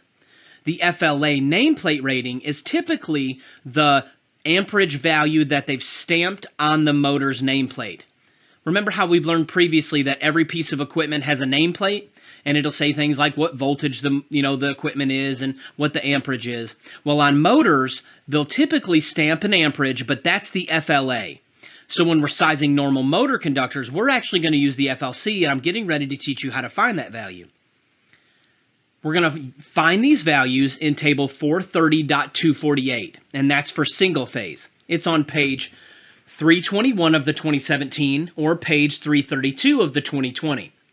I want you to head there now, pause the video if you need to, and we're getting ready to go over this table.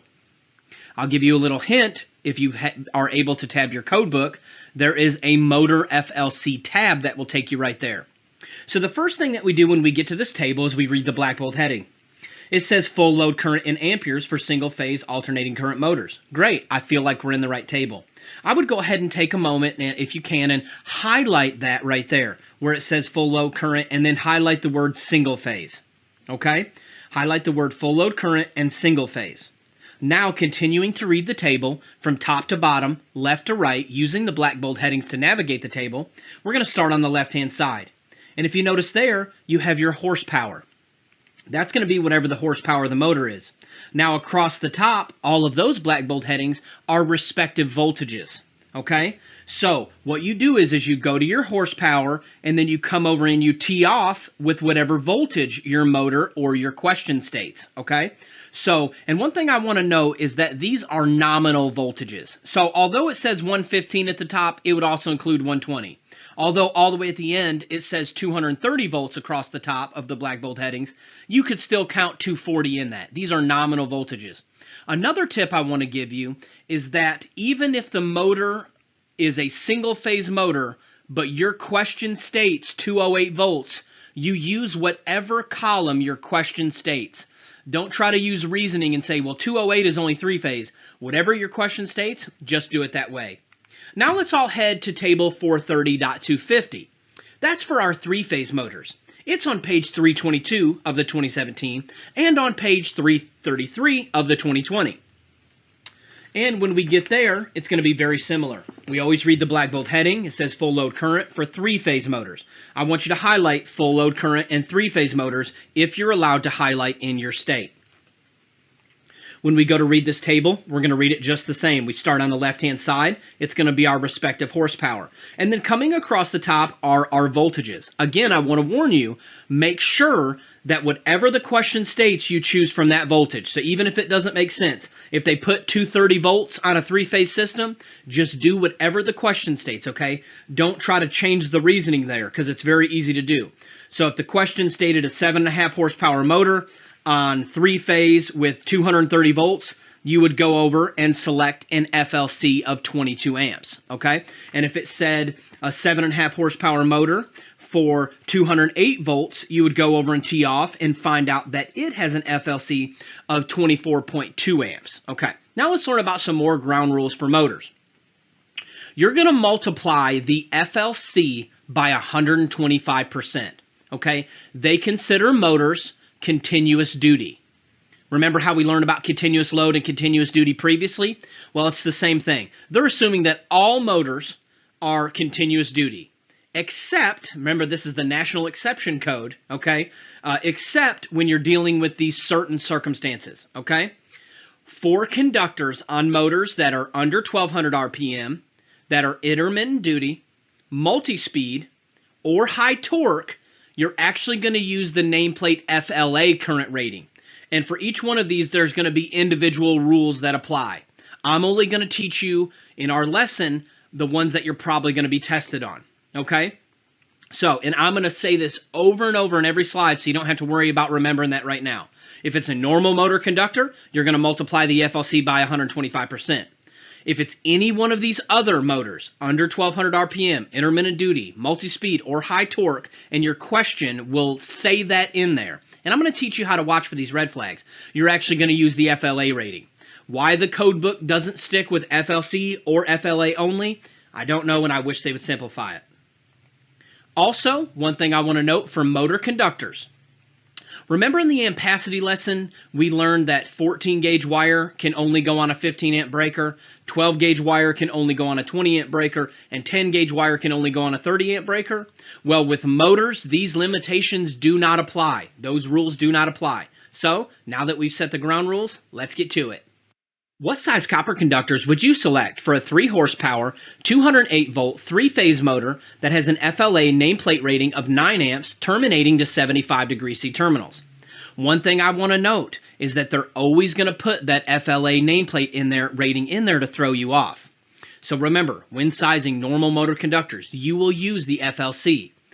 For conductors on motors that are under 1200 RPM, intermittent duty, multi-speed, or high torque, you're going to use the nameplate FLA rating.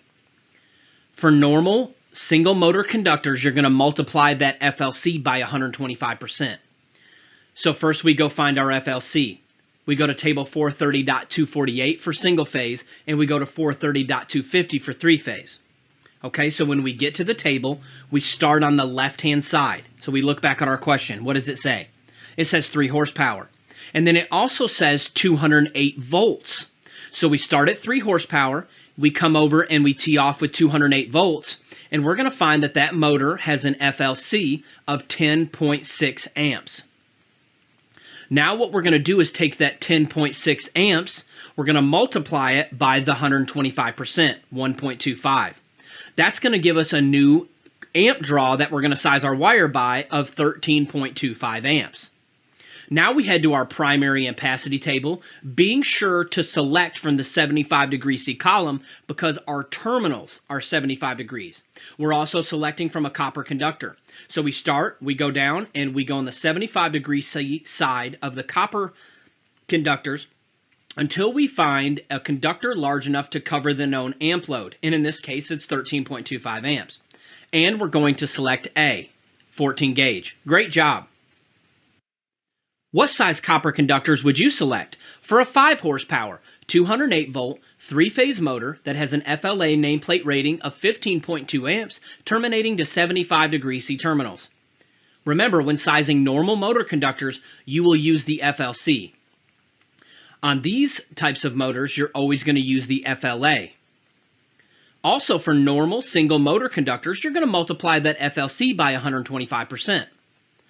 First, we need to find our FLC. We're going to head to our respective table. In this case, it's 3-phase, so we're going to go to 430.250. And when we get to 430.250, starting on the left-hand side, we're going to come down and we're going to tee off with our voltage, which is 208 volts, and we're going to find that the motor FLC for this motor is 16.7 amps. Now we take that 16.7 amps, we multiply it by 1.25. That's going to give us a new amperage of 20.875 amps, okay, and we're going to round up to 21. Now we head to our primary ampacity table in the 75 degree C column. We're going to start, and we're going to go on the copper side, 75 degree C, and we're going to find a wire that is large enough to cover our known amp load of 21 amps. And we're going to select B. What size copper conductors would you select for a 7.5 horsepower, 208 volt, 3-phase motor that has an FLA nameplate rating of 28.6 amps, terminating to 60 degree C terminals? Remember, when sizing normal motor conductors, you're going to use the FLC. If you have one of these specific situations, you're going to use the nameplate FLA. Also, for single motors, we're going to multiply it by the 125%. So we head to our respective table. In this case, it's 3-phase. So we're going to head to 430.250. Starting on the left-hand side, we're going to select our respective horsepower. Then we're going to come down and we're going to tee off with our voltage. Now we're going to select our FLC of 24.2 amps. Now we take that 24.2 amps, we multiply it by 1.25. That's going to give us a new amperage to size our wire by of 30.25. Now we head to our primary ampacity table, being very careful to select from the 60 degree C the 60 degree C column, because our terminals are rated 60 degrees C. And we're going to select C. Great job. What size copper conductors would you select for a 10 horsepower, 115 volt, single phase motor that has an FLA nameplate rating of 95 amps, terminating to 75 degrees C terminals? Remember, when sizing normal motor conductors, you're going to use the FLC. When you have these motor situations, you're going to use the nameplate FLA. Also, for normal single motors, you're going to multiply the FLC by 125%. First, we're going to find our FLC. This case, it's single phase, so we're going to go to 430.248. Starting on the left-hand side, we're going to find our respective horsepower. Then we're going to come and tee off with our respective voltage. We're going to find that our FLC is 100 amps. Now we're going to take that 100 amps and we're going to multiply it by 125%. That's going to give us 125 amps. Now we head to our primary ampacity table in the 75 degree C column. In the copper side, we're going to go down and we're going to select a wire that will cover our known amp draw, in this case 125 amps. And we're going to select D. Great job. What size copper conductors would you select for a 10 horsepower, 230 volt single phase motor that has an FLA nameplate rating of 47.5 amps, terminating to 75 degree C terminals? Remember, when sizing normal motor conductors, you're going to use the FLC. In these special conditions, you're going to use the nameplate FLA. Also, for normal single motor conductors, you're going to multiply that FLC by 125%. So first we go to our single phase table of 430.248. Starting on the left-hand side, we're going to choose our respective horsepower. Then we're going to come over and tee off with our voltage. Our FLC is 50 amps. Now we take that FLC, multiply it by 125%. That's going to give us 62.5 amps. Now we head to our primary ampacity table in the 75 degree C column. And we're going to select a 6-gauge wire. Great job. What size copper conductors would you select for a 10 horsepower, 230 volt single phase motor that has an FLA nameplate rating of 47.5 amps, terminating to 60 degree C terminals? Remember, when sizing normal motor conductors, we're going to use the FLC. For these motors, we're going to use the FLA. Also, we're going to do that 125% rule. In this case, we're dealing with single phase, so we're going to go to 430.248. Starting on the left-hand side of the table, we're going to come down and find our respective horsepower. Then we're going to come across the top to our respective voltage and tee off. We're going to find that our FLC is 50 amps. Now we're going to take that 50 amps, we're going to multiply it by 1.25. That's going to give us a new amp draw of 62.5 amps to size our wire by.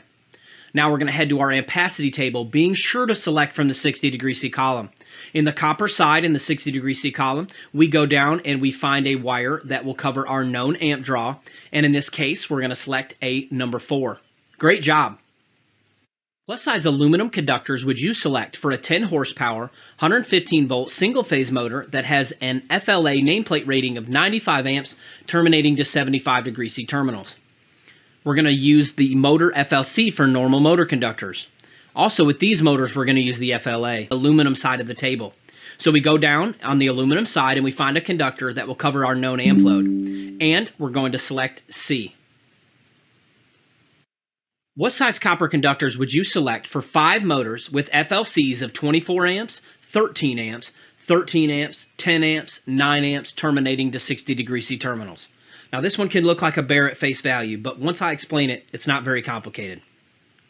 Everyone head to 430.24. It's on page 303 of the 2017 and on page 314 of the 2020. We're going to go there and do some strategic highlighting. Pause the video now if you need to.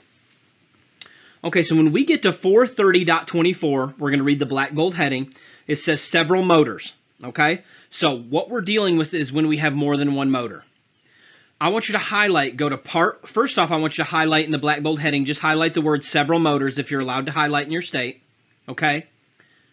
Then go down to part 1 and highlight 125%, and then go down to part 2 and highlight some, and just highlight all of part 2, okay?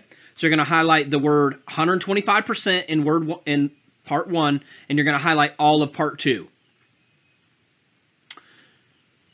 So what this is stating, to simplify it for you, when you're dealing with multiple motors, you take the highest motor, so the highest FLC of all of them, and you multiply that FLC by 125%. Then you just add up all the other motors together and then total them back to the first one that you did the 125% on, and you take that number and go size your wire. Let's practice it on the next slide.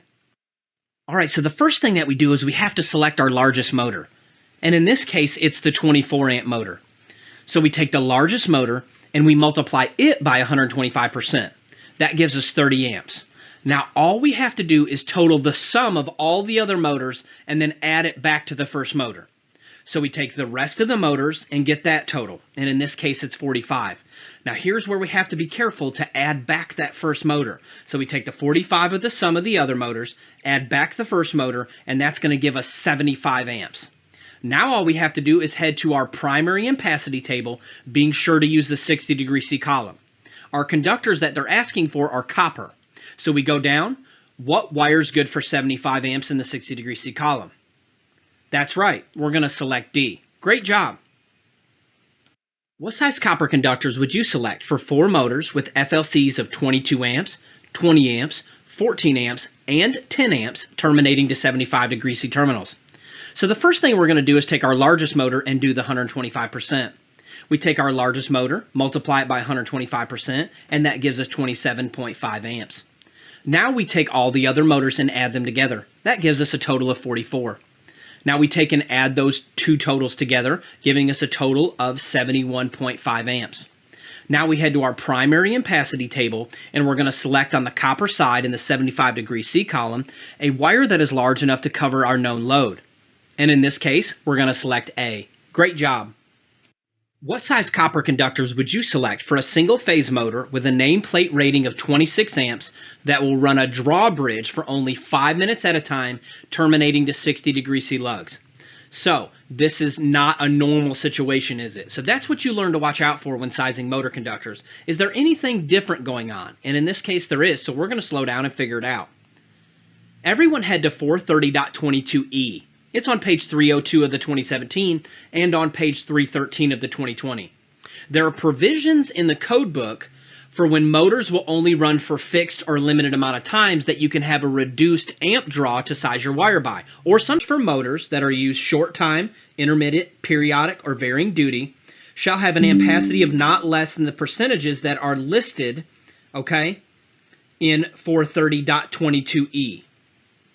Okay, so these ones we are going to go to 430.22e, and it's a table. It's usually on the next page of your code book. So whether you're in the 2017 or the 2020, it's typically in the next page over. When we get to table 430.22e, let's look at it now, starting with the black bold heading.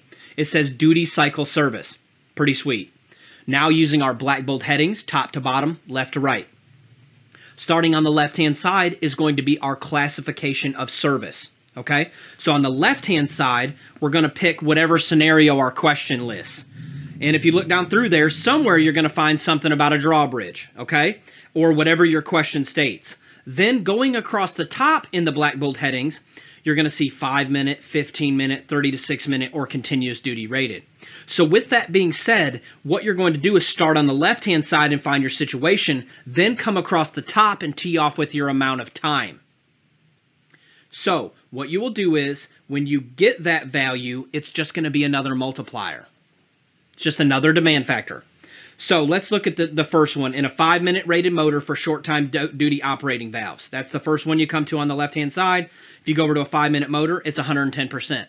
So all you do is take and multiply it by 1.10. It's just another demand factor. All right, so let's look at our question again and answer it. So in this case, we have a 26 amp draw. Remember, we don't use the FLCs on this type of question. You're going to use the nameplate rating. And we're going to have a drawbridge for 5 minutes. So we go to our table, 430.22e, starting on the left-hand side, and let's find something until it says the word drawbridge.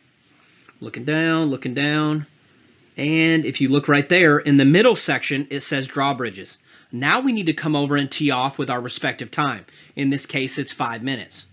So we find what type our motor is, then we slide over to our time limit, and we're going to find our multiplier, and we're going to take our amperage and multiply it by that demand factor.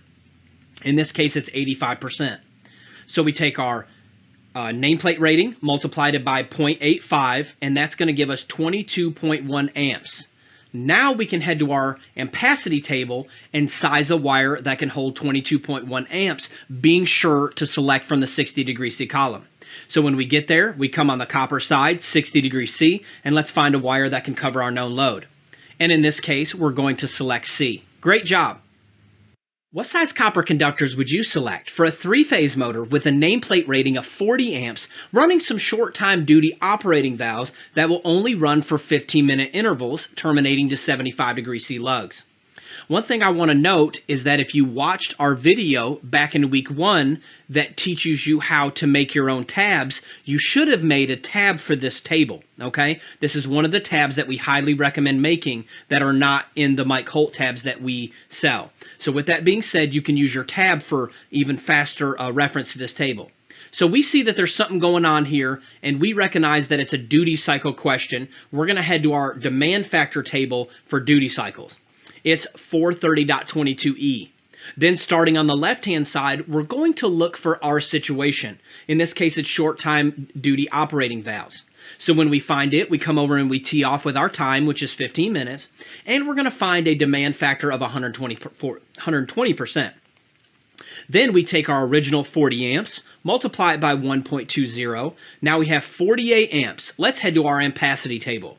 Let's find a wire that will hold 48 amps in the 75 degree C of the copper side. And in this case, we're going to select D. Great job. Now we're going to learn about motor short circuit ground fault protection.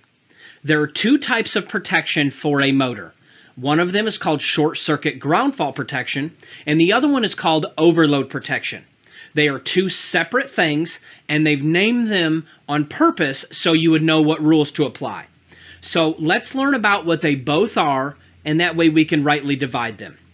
And all I want you to think about, so you don't overcomplicate it, is both of these protections are just breakers and fuses. Okay? And that is was so hard for me to understand at the beginning, is that because you hear these two different types of protection and you can really get lost in the sauce. But all they are breakers and fuses. And I'm going to explain how a basic short circuit ground fault protection and motor overload setup would work now. Okay, so we have both the types of protection. Let's imagine that this is a motor. Next to the motor, there's a disconnect. And then feeding that disconnect, there's a panel. Okay, at the original panel is where you're going to put your short circuit ground fault protection. At the disconnect is where you're going to put your motor overload protection. The first protection, the short circuit ground fault protection, what do you think it protects against? That's right, short circuits and ground faults. Okay, the second protection, the motor overload protection, does exactly what it sounds like. It protects against overloads of the motors. And what that does is protects the motor windings, and the wire going from the disconnect to the motor. It's size smaller than the first protection. The first protection is if there is a true short circuit or a true ground fault. It's going to trip the breaker. That short circuit ground fault protection is always going to be a little bit larger on that motor, and that's going to allow for the inrush of current. The motor overload protection is going to be a little bit smaller, sometimes a lot smaller, and the reason is that is going to protect the internal parts of the motor. We don't want the motor itself burning up. Now let's learn how to size it. What size short circuit ground fault protection would you select for a 5 horsepower, 208 volt AC 3-phase motor terminating to 60° C terminals with a nameplate FLA rating of 26 amps using an inverse time breaker? You will never size short circuit ground fault protection from the nameplate or FLA rating. I will say this one time, that if the FLC is printed on the nameplate, you can use it, but it has to say FLC, okay? FLC, it's got to say full load current. You could use it if it happened to be there. But what we're going to do is like we normally do to find our FLC, and we're going to head to our FLC tables. So let's flip to our FLC tab. Using table 430.250 because it's a 3-phase motor, what is our FLC? We start on the left-hand side for our horsepower, then we come off and T with our voltage, and we're going to select our FLC. In this case, it's 16.7 amps. Now we have to go check out a new table, okay? So everyone head to 430.52, page 308 in the 2017, and page 319 in the 2020. When we get there, the first thing that we do is we read our black bold heading. It says maximum rating or setting for motor, branch circuit, short circuit, ground fault protected devices. I feel like we're in the right place. Now on the left-hand side is going to be your type of motor, whether single phase or polyphase. Then across the top, you're going to notice different type of devices. There's a non-time delay fuse, a dual element fuse, an instantaneous trip breaker, and an inverse time breaker, which is the breakers that we normally use. So let's go ahead and answer our question. First, we find our motor in the motor column. We go down to polyphase. I want to let you know that that just means 3-phase. Now we come over and tee off with our type device. In this question, it was an inverse time breaker. Now what we do is we take that multiplier and do the math. We take our FLC, which is 16.7. We multiply it by 2.50. That is going to give us a new amperage to size our breaker by of 41.75. All right, so we took and we did our math. Now, do they make a 41.75 amp breaker? And the answer is no. I want you guys to know that with motor short circuit ground fault protection, you can use the next size up standard breaker. When we get to motor overload protection, you cannot. So with short circuit ground fault protection, you can use the next size up breaker. So we head to table 240.6a, and we check and we find a breaker that is the next size up from 41.75 amps. And in this case, it's going to be B. What size short circuit ground fault protective device would you select for a 7.5 horsepower, 115 volt AC single phase motor terminating to 75° C terminals with a nameplate FLA rating of 71 amps using a dual element fuse? Now, we never size short circuit ground fault protective from the nameplate or FLA rating. We're going to use the FLC. So we go and we find out what our FLC is. Now we head to table 430.248. What is our FLC?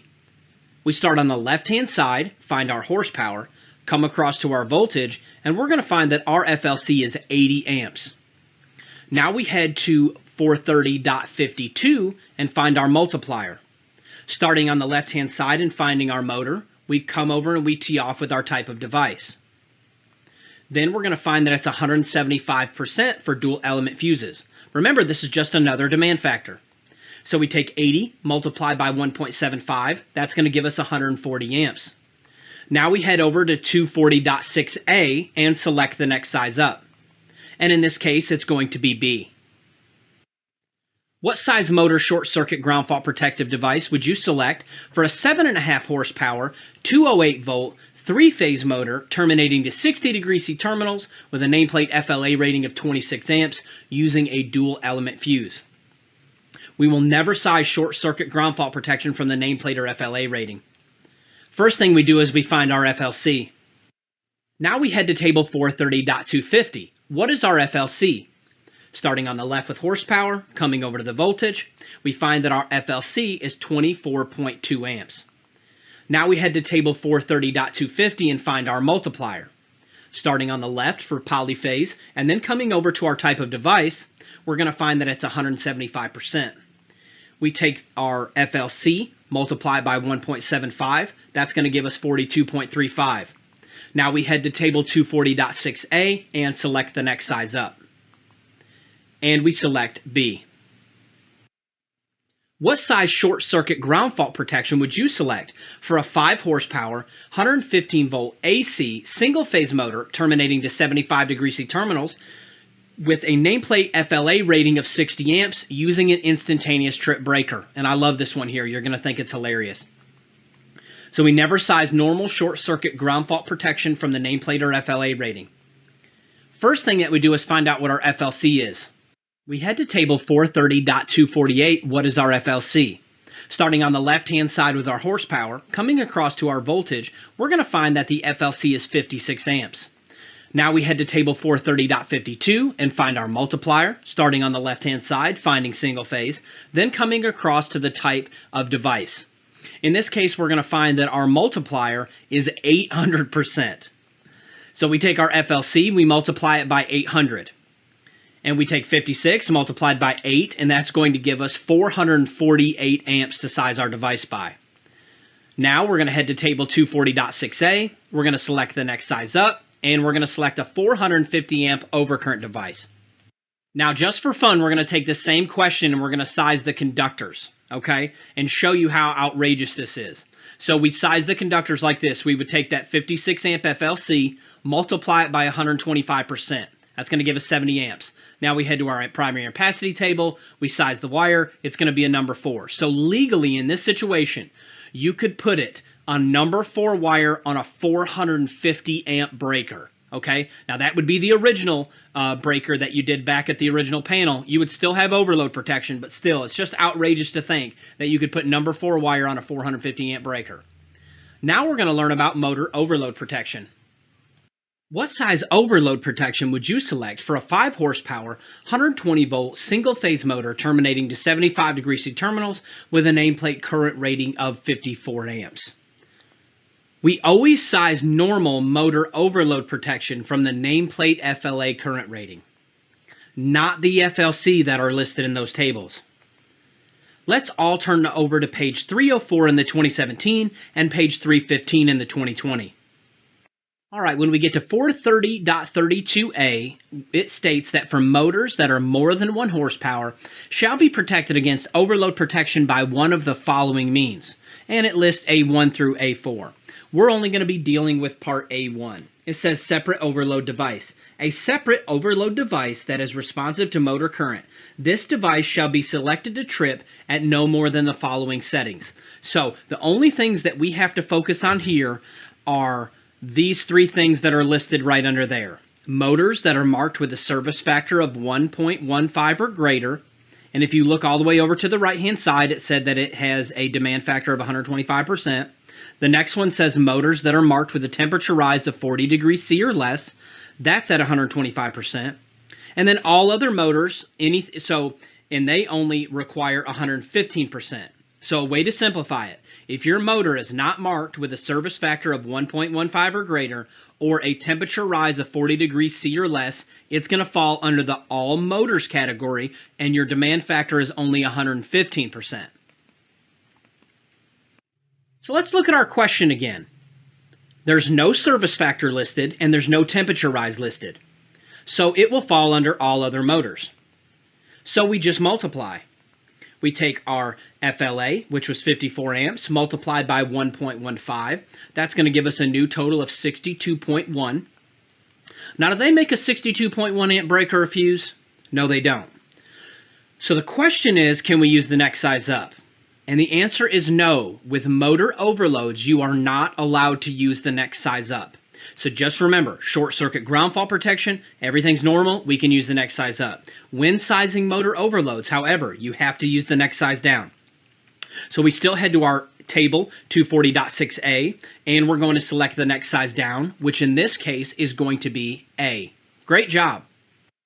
What size motor overload protection would you select for a 7.5 horsepower, 208 volt AC 3-phase motor terminating to 60 degree C terminals with a nameplate FLA rating of 22 amps? Remember, we'll always size normal overload protection from the nameplate FLA rating, not the FLCs that are listed in those tables. Also, we have to remember to use the next size down protective device for normal overload questions. So let's look at our question again. There are no service factors and no temperature rise listed. So it's going to fall under all other motors. We take our FLA, multiply it by 1.15. That gives us 25.3. Now we head over to 240.6a and select our device. And we should select the next size down, which is going to be a 25. Great job. What size overload protection would you select for a 5 horsepower, 120 volt AC single-phase motor terminating to 75 degree C terminals with a nameplate current rating of 54 amps and a marked service factor of 1.18?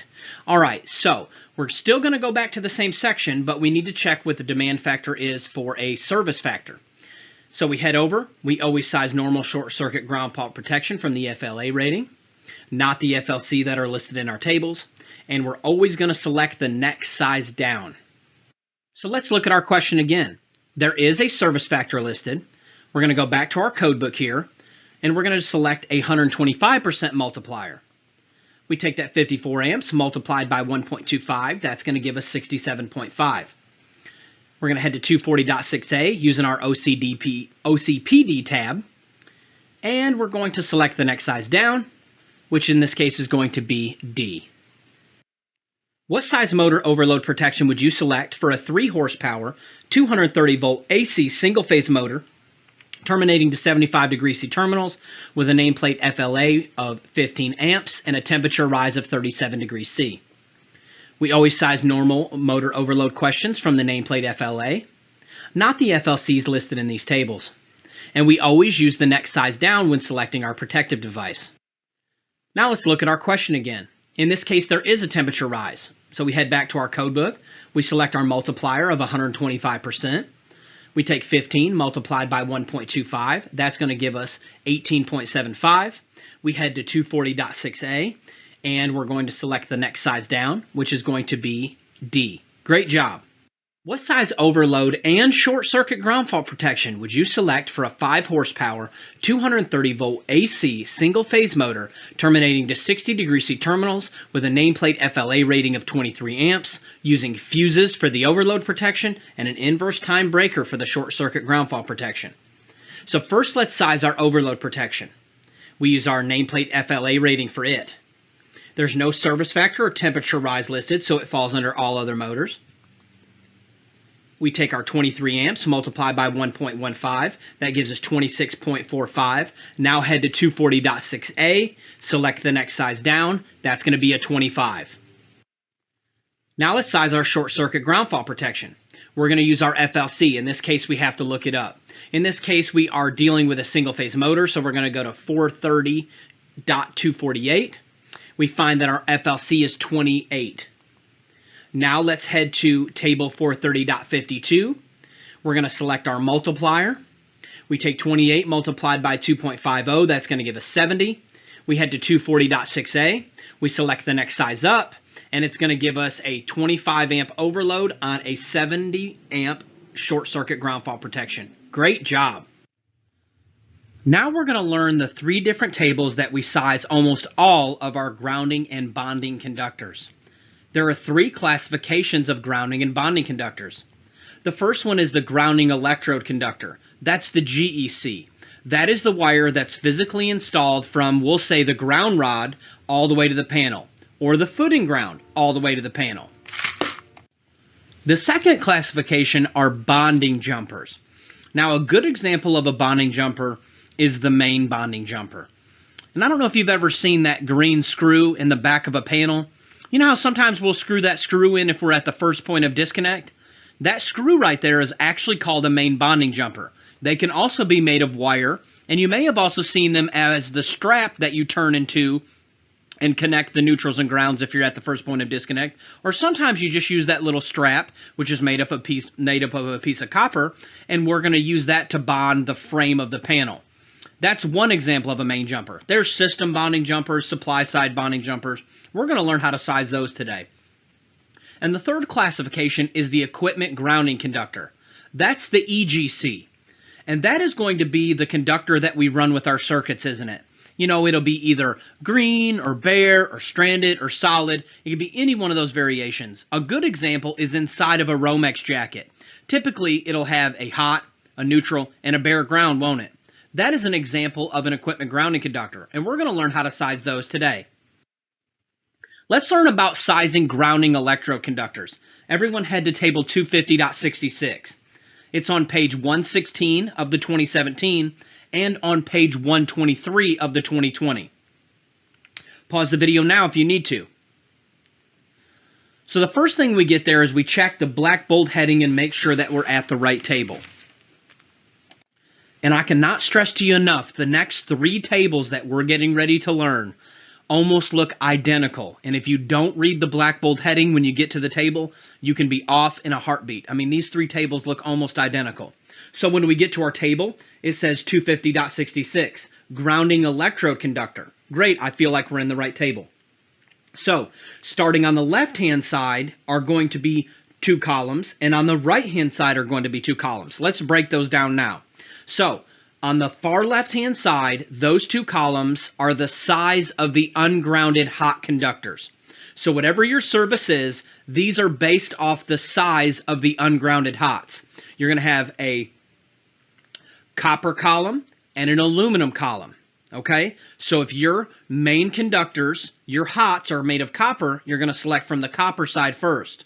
And then when you come over to the other side, you're going to select depending on the make and composition of the grounding electrode conductor itself, you're going to select from copper or aluminum. Okay? So let me be very clear and very slow right here.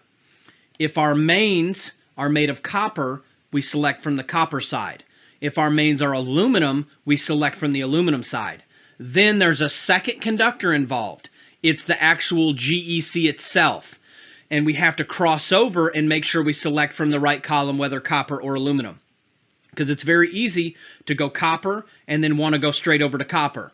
But whatever your real world scenario or whatever your question states, you have to be very diligent to select from the respective column here and then jump over and select from the proper column here. But we're going to do a bunch of practice questions and you'll be a pro by the end of it.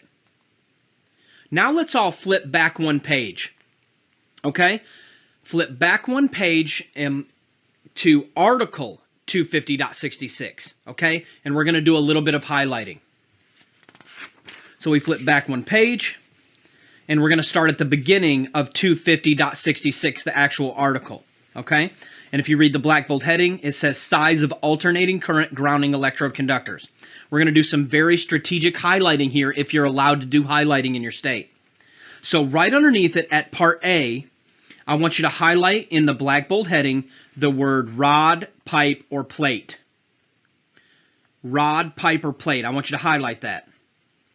Then I want you to go down to the bottom of that paragraph, and I want you to only highlight 6 AWG copper.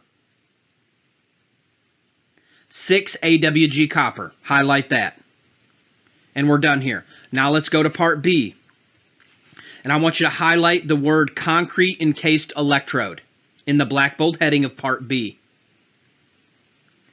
Then when you're done with that, I want you to go down to the bottom of that paragraph and highlight 4 AWG copper. Then we're going to go to Part C. And I want you to highlight the word ground ring.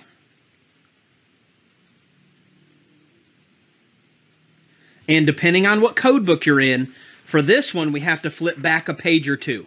Okay? We have to flip over to 250.52. I want you to flip a couple pages back to 250.52. And it's in Part A, and it's Part 4. And you'll see the black bold heading that says ground ring. At the bottom of that paragraph, I want you to highlight the 2 AWG. Because that's the minimum size it's allowed to be. And all of this is going to make sense here in just a moment. Because there's 2 ways that we size grounding electrode conductors. And I think this is where most people get lost. Because I know when I first got started, I didn't know the difference. And I guarantee I did it wrong every time. But there's 2 classifications of grounding electrode conductors. You're either going to size it based off of Table 250.66 if the electrode is not mentioned. Or if the electrode is mentioned in your question or in your real-world scenario, you're likely going to be using Article 250.66, Parts A, B, or C. And we're going to go through this step by step. Let's get to it. All right, now let's reiterate these ground rules for sizing grounding electrode conductors. If no electrode is mentioned, the type of electrode. So if it doesn't say ground rod or footing ground or anything like that, you're going to use Table 250.66 at face value. If the electrode is mentioned, we first need to check 250.66 A, B, or C. If the electrode is not mentioned in 250.66 A, B, or C, you would go back to the table. But usually if there's an electrode mentioned, you're going to be using A, B, or C. And this is a very easy one that you can get on your test. Once you learn how to do this, you get those grounding and bonding questions, you'll be able to flow right through them. You're one step closer to being a licensed electrician. What size copper grounding electrode conductor would you select for a 100 amp service with number 4 main copper service conductors? So the first thing we're going to look at our question doesn't mention the type of electrode. No, so we're going to use Table 250.66 at face value. So starting on the left-hand side, we're going to select the type and size of the service conductors. So we have to go back to our question. It says copper service conductors. So we're going to start on the copper side. Then what we're going to do is go to the right side and we're going to select the right type and size of the GEC. So when we cross over to the table, we have to look back at our question and it wants a copper grounding electrode conductor. So we go from copper to copper and we make our selection. So we come across, when we tee off, we find out that we're going to select a number 8. Great job. What size copper grounding electrode conductor would you select for a 225 amp service with 3/0 main copper service conductors? So the first thing, does it mention the type of electrode? No, so we're going to use Table 250.66 at face value. So starting on the left-hand side, being careful to reread our question, in this case we're going to start on the copper side. Then when we go to make our GEC selection, we're going to slide over to the right, we're going to look at our question again, and we're going to select from the copper side over here as well. And in this case, we're going to find that we would be required to have a number 4, and we would select C. Great job. What size copper grounding electrode conductor would you select for a 400 amp service with 400 kc mil main copper service conductors? First thing, does it mention our type of electrode? No, so we're going to use Table 250.66 at face value. Starting on the left-hand side, selecting the type and size of our service conductors, and in this case it's copper. Then when we cross over, we're also going to be selecting from the copper side, and we're going to select a 1/0. D. Great job. What size copper grounding electrode conductor would you select for a 400 amp service with parallel 2/0 copper main service conductors? First thing, does it mention the type of electrode? No, so we're going to use Table 250.66 at face value. Normally we start on the left-hand side and then make our selection, but we're dealing with parallel conductors. And this is how we handle it. So let's head to Chapter 9, Table 8. First, we need to find the approximate area of one 2-aught conductor, just like we did with voltage drop. So we go down on the left-hand side, we're going to come over, and we're going to find the area in circular mils, just like we did for voltage drop. So each 2-aught copper service conductor, starting on the left-hand side to find our wire, then coming over 2 small columns to the circular mils and area, we're going to find that each 2-aught is 133100, and that is in circular mils. But we have 2 of those conductors, so how we handle this is we just multiply it by 2, and that's going to give us our total C mils, okay? Once we get our total C mils, we're going to head back to our original table, back to 250.66.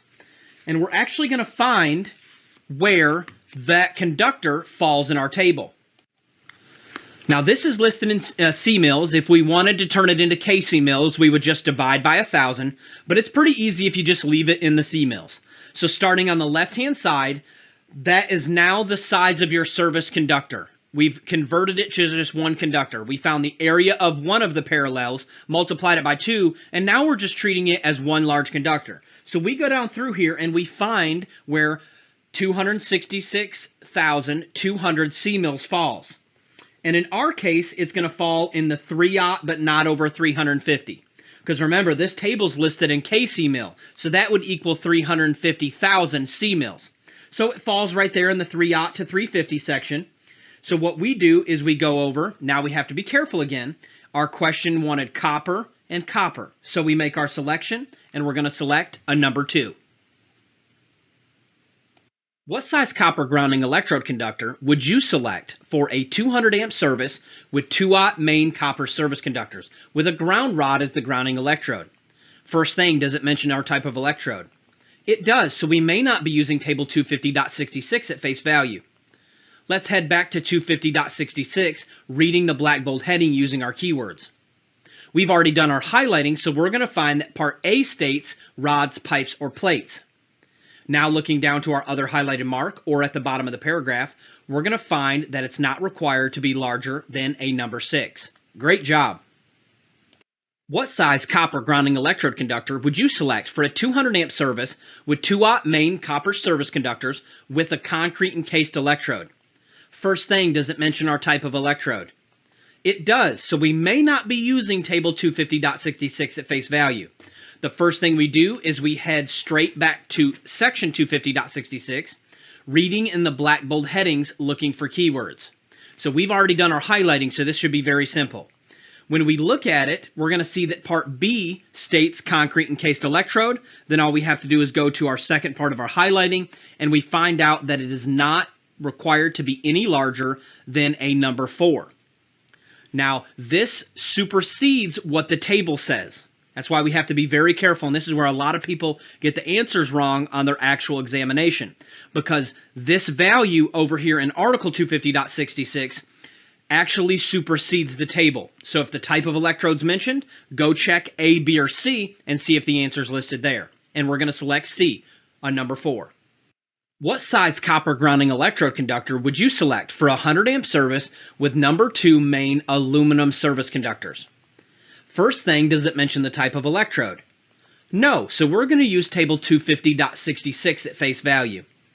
Starting on the left-hand side, being very careful to check the type and size of our service conductors. In this case, it's aluminum, so we have to start here in aluminum. We go down to where our conductor falls, then we have to be careful. It wants a copper GEC, which is very common. Main service hots, and then use a copper grounding electrode conductor. So then we come over to the right to being sure to be in the copper column, and we're going to make our proper selection. And we select A. What size copper grounding electrode conductor would you select for a 225 amp service with 250 KC mil main aluminum service conductors?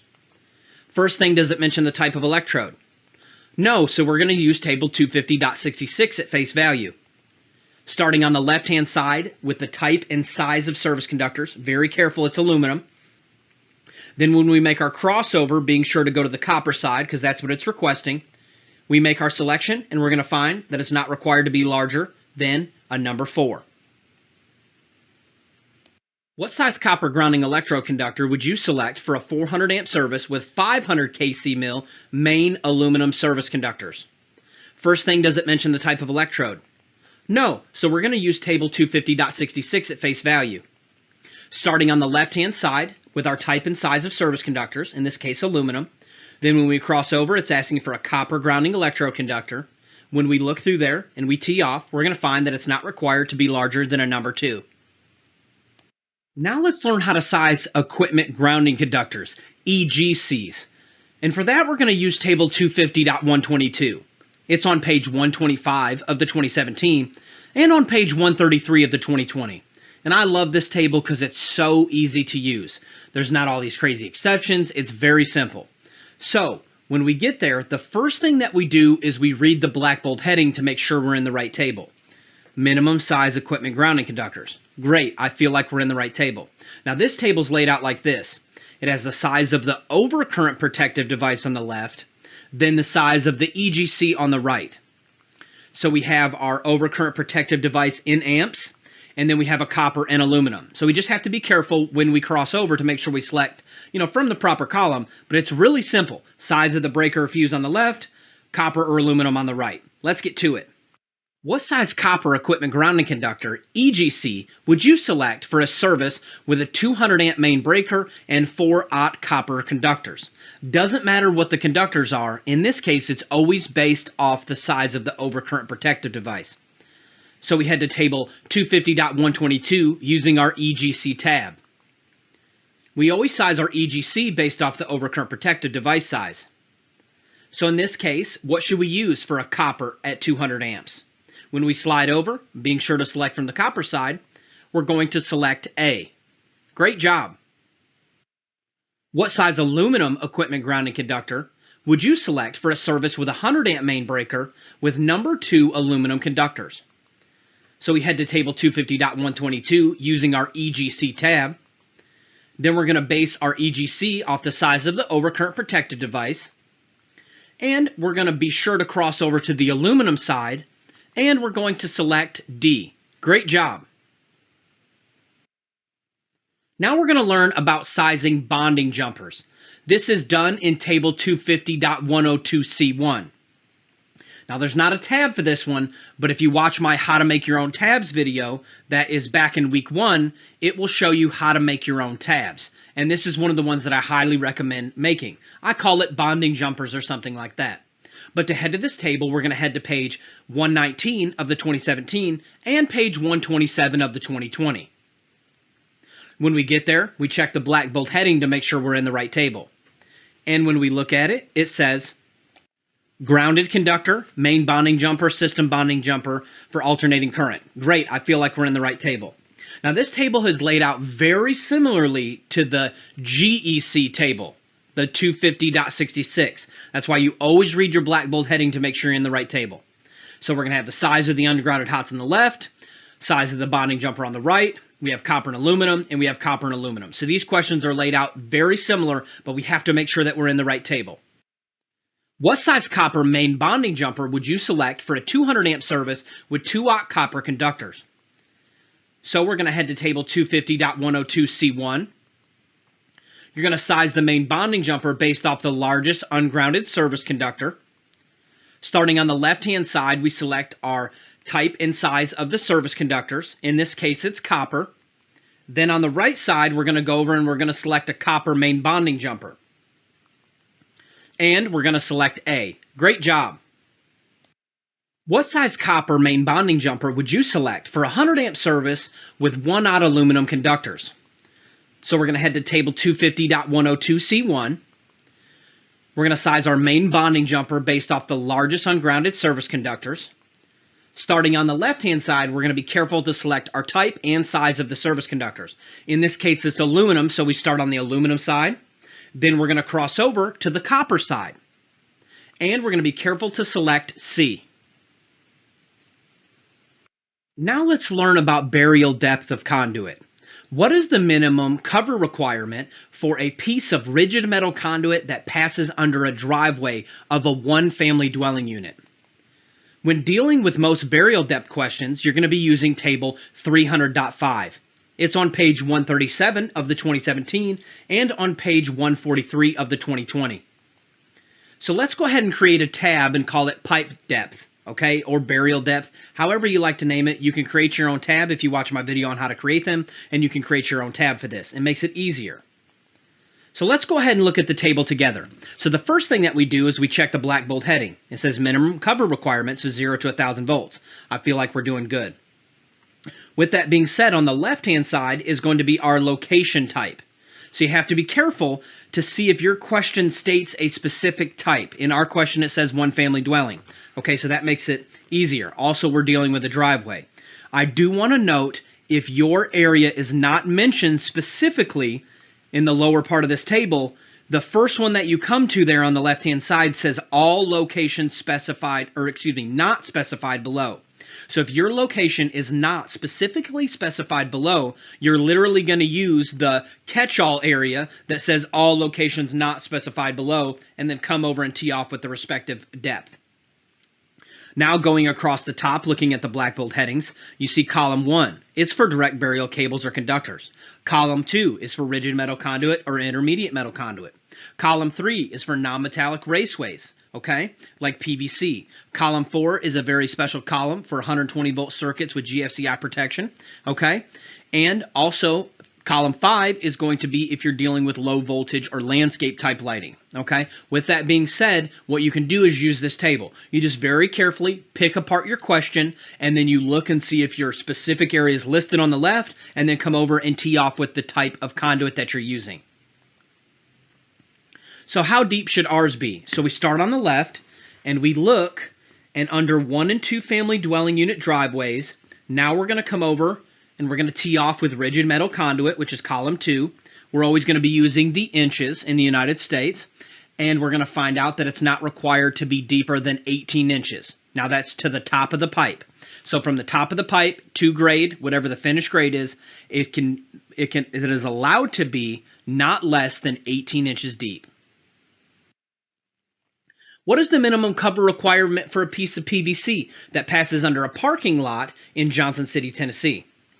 So the first thing we do is we use our pipe depth tab.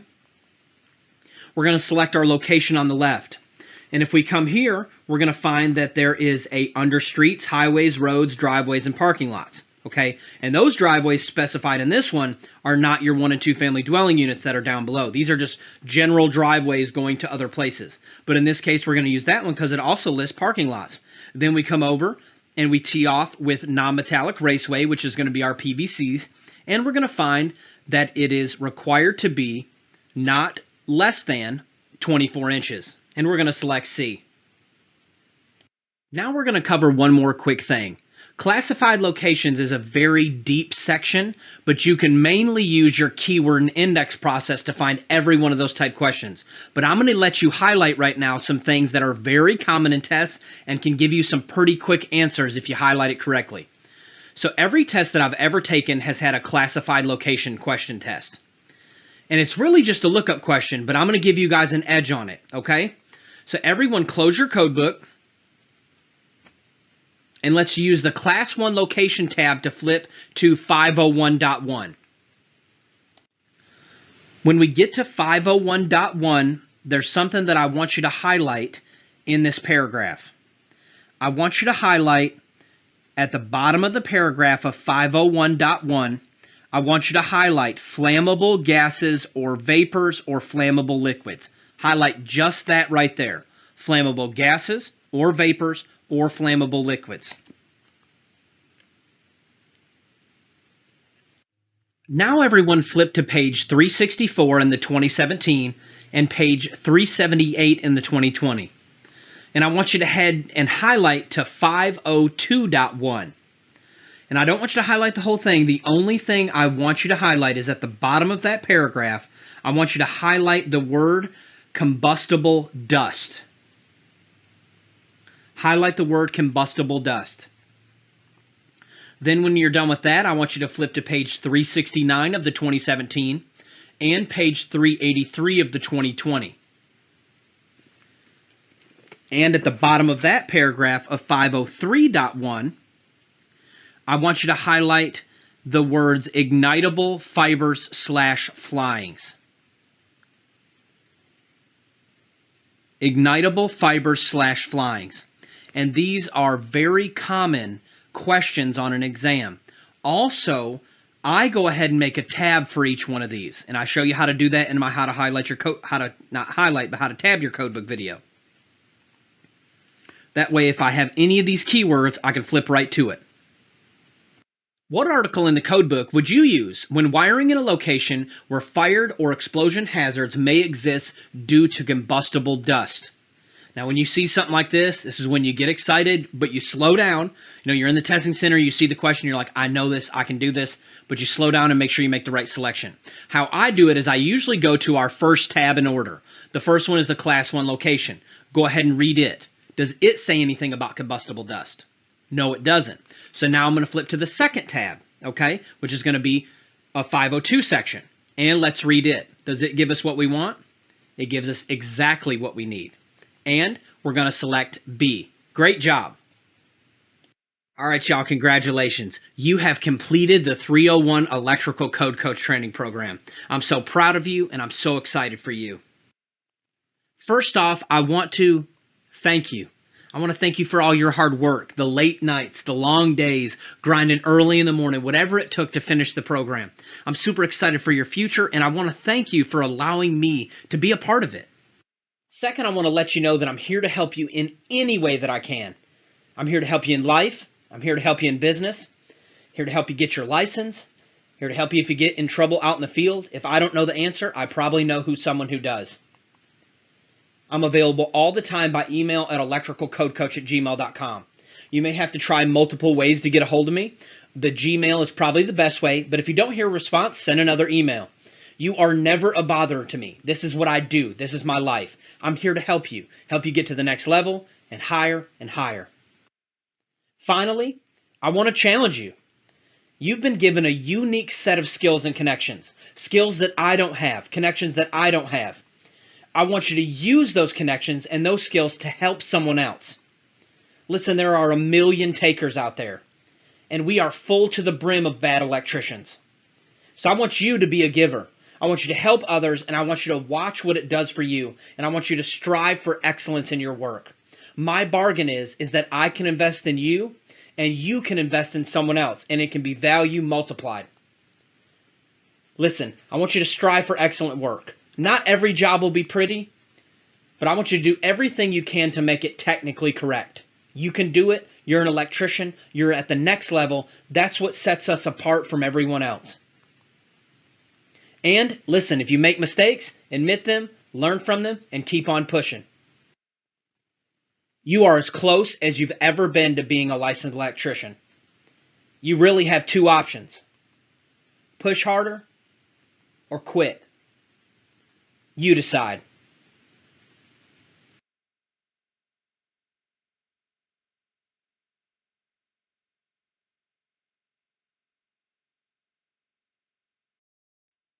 Hey everyone, welcome back. I am the Electrical Code Coach from electricalexamcoach.com.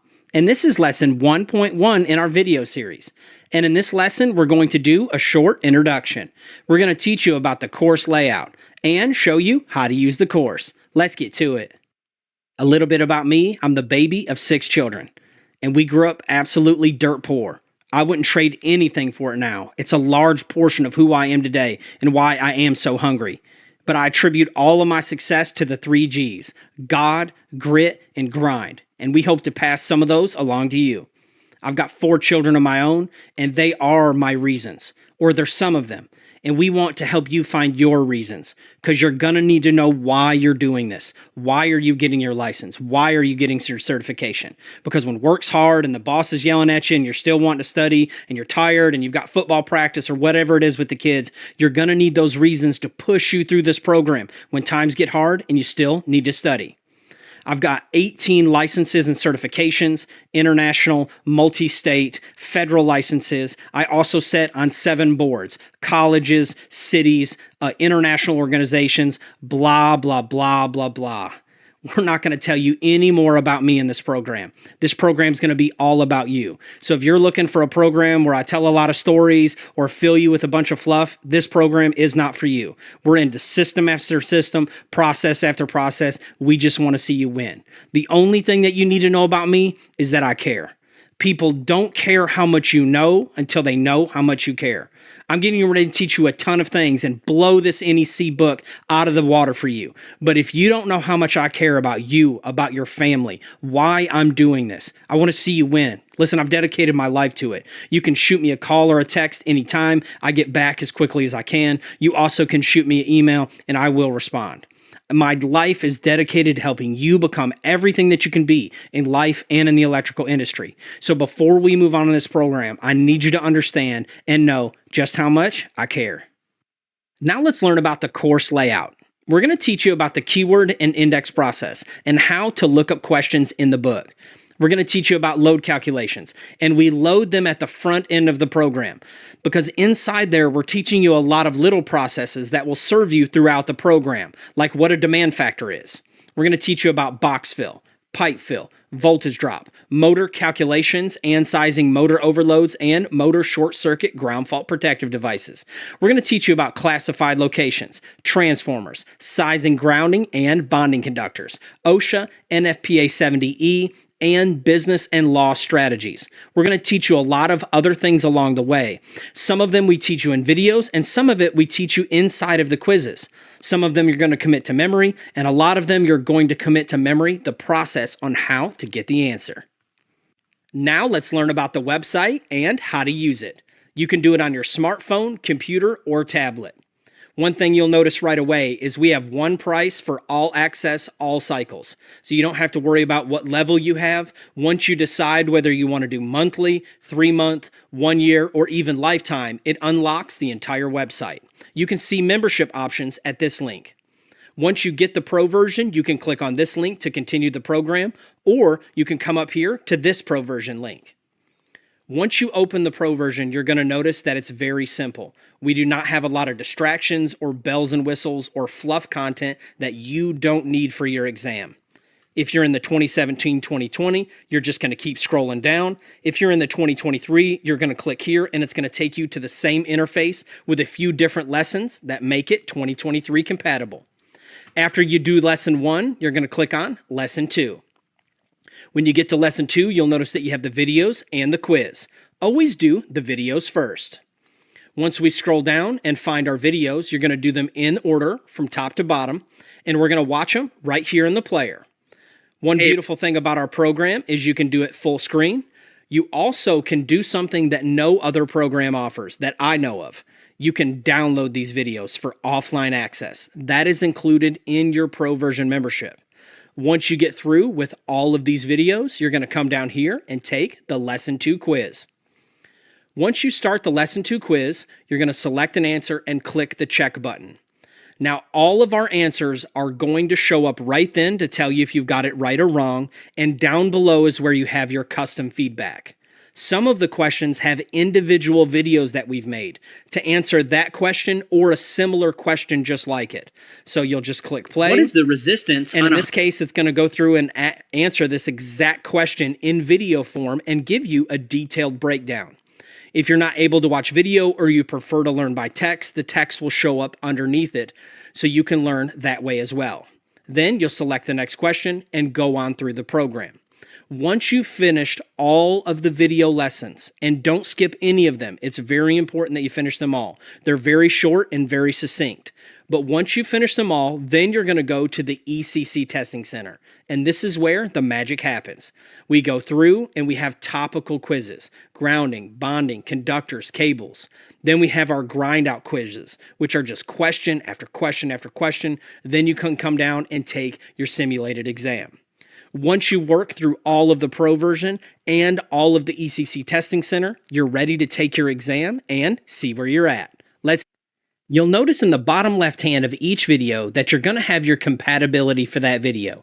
If you notice a video like this that has the 2023 crossed out, then that means you're not on the 2023 version on the website. You need to go back to the Pro version, scroll to the 2023, and go through it. If it's cross-compatible with all of them, you're going to have the 2017, 2020, and 2023 logos down in the bottom. That's the end of lesson 1.1. You can head over to electricalexamcoach.com to sign up for the Pro version. I am the Electrical Code Coach, and my bargain is that these videos will add value to you, and you will in turn add value to others. Let's get to it. Hey everyone, welcome back. I am the Electrical Code Coach from electricalexamcoach.com, and this is lesson 1.2 in our video series. And in this lesson, we're going to be learning all about the keyword and index process. Let's get to it. The keyword and index process is a three-step process. Step 1, we're going to read the question and the answers twice. Sometimes when you read a question the first time, you'll think that it's leading you to a certain part of the index or a certain part of the code book. But when you reread it, you'll realize that it was actually asking something else. And you always want to read your answers twice, because once we do get to the correct section of the code book, you're going to need to know what the answers are, and hopefully it will pop off the page for you. Step 2, we're going to pull all the keywords from the question. You're going to be in a testing center setting, and they're going to give you a pencil and something to write on. You can write down the keywords, or you can continue to look back and forth at the screen until you feel comfortable with where you are in the book. I highly recommend that while you're using my program, practice doing both. Practice writing down the keywords, and then practice just looking back and forth at the screen until you find what you're looking for. And step 3, and probably the most important, is you're going to ask 2 questions. Where am I, and what am I wiring? The first thing you're going to ask is, where am I? Am I in a kitchen? Am I in a bathroom? Am I outdoors? Am I indoors? And what am I wiring? If you can focus on that, that is going to give you the overall theme, and that'll help you get there quickly in the code book. Let's get to it. Now let's use the keyword and index process to answer this question. Step 1, we're going to read the question and the answers twice. Step 2, we're going to pull all the keywords. I like to start with about 2 or 3, but if the question gets really tough, you may have to go for more. Let's start with disconnecting, service, and maximum. And step 3, we're going to answer these 2 questions. Where am I, and what am I wiring? Well, in this scenario, I'm going to be outside, aren't I, if we're wiring a service? And that answers my question. I'm wiring a service. And that's going to help us hone in on the theme of the question. Now, when we look at our possible keywords, the one that pops out the most is going to be service. Let's start there and see if we can find anything. Let's start with S for services. The index is located at the back of your code book. Pause the video now if you need a moment to get there. When we get to the index, we notice that it's in alphabetical order. And we're going to use those black bold headings to look for our first keyword. And in this case, it's service. And when we get to the S's, we notice that there are a lot of black bold headings about services. Service conductor, service entrance, service lateral. We want to try to be as specific as possible. So we're going to look for something about service or services. And after we look for a few moments, we'll notice that we find services. Now, underneath that black bold heading, you're going to notice some lighter headings. And those are going to be what you look for with your second keyword. And in this case, I would go with disconnecting means first. So we look for D underneath that services subheading. And sure enough, we find something about disconnecting means. When we look, it gives us a couple of different code references. So we're going to start with the first one first, and then we'll go to the second one. One thing I want to note out here is that while we go to this first reference of 230.71, you need to keep your hand or a piece of paper in the back of the book. So just in case it's not the reference we need, we can quickly flip back to the index and go to the next reference. Once we head to 230.71, this is when we need to slow down. We're going to take our time and read the black bold headings. You're always going to navigate your code book using the black bold headings. You do not have a lot of time in the testing center. So you've got to decide what paragraphs you're going to read because you don't have time to read large sections of the code book. So we're going to use keywords and the black bold headings to decide whether or not we're going to invest reading about this topic. And sure enough, when we get there, we notice that the black bold heading says maximum number of disconnects. We have multiple keywords here, so we're really going to slow down, and we're going to take our time and hone in on this. If you're in the 2017, when you read that paragraph there, you'll find your answer in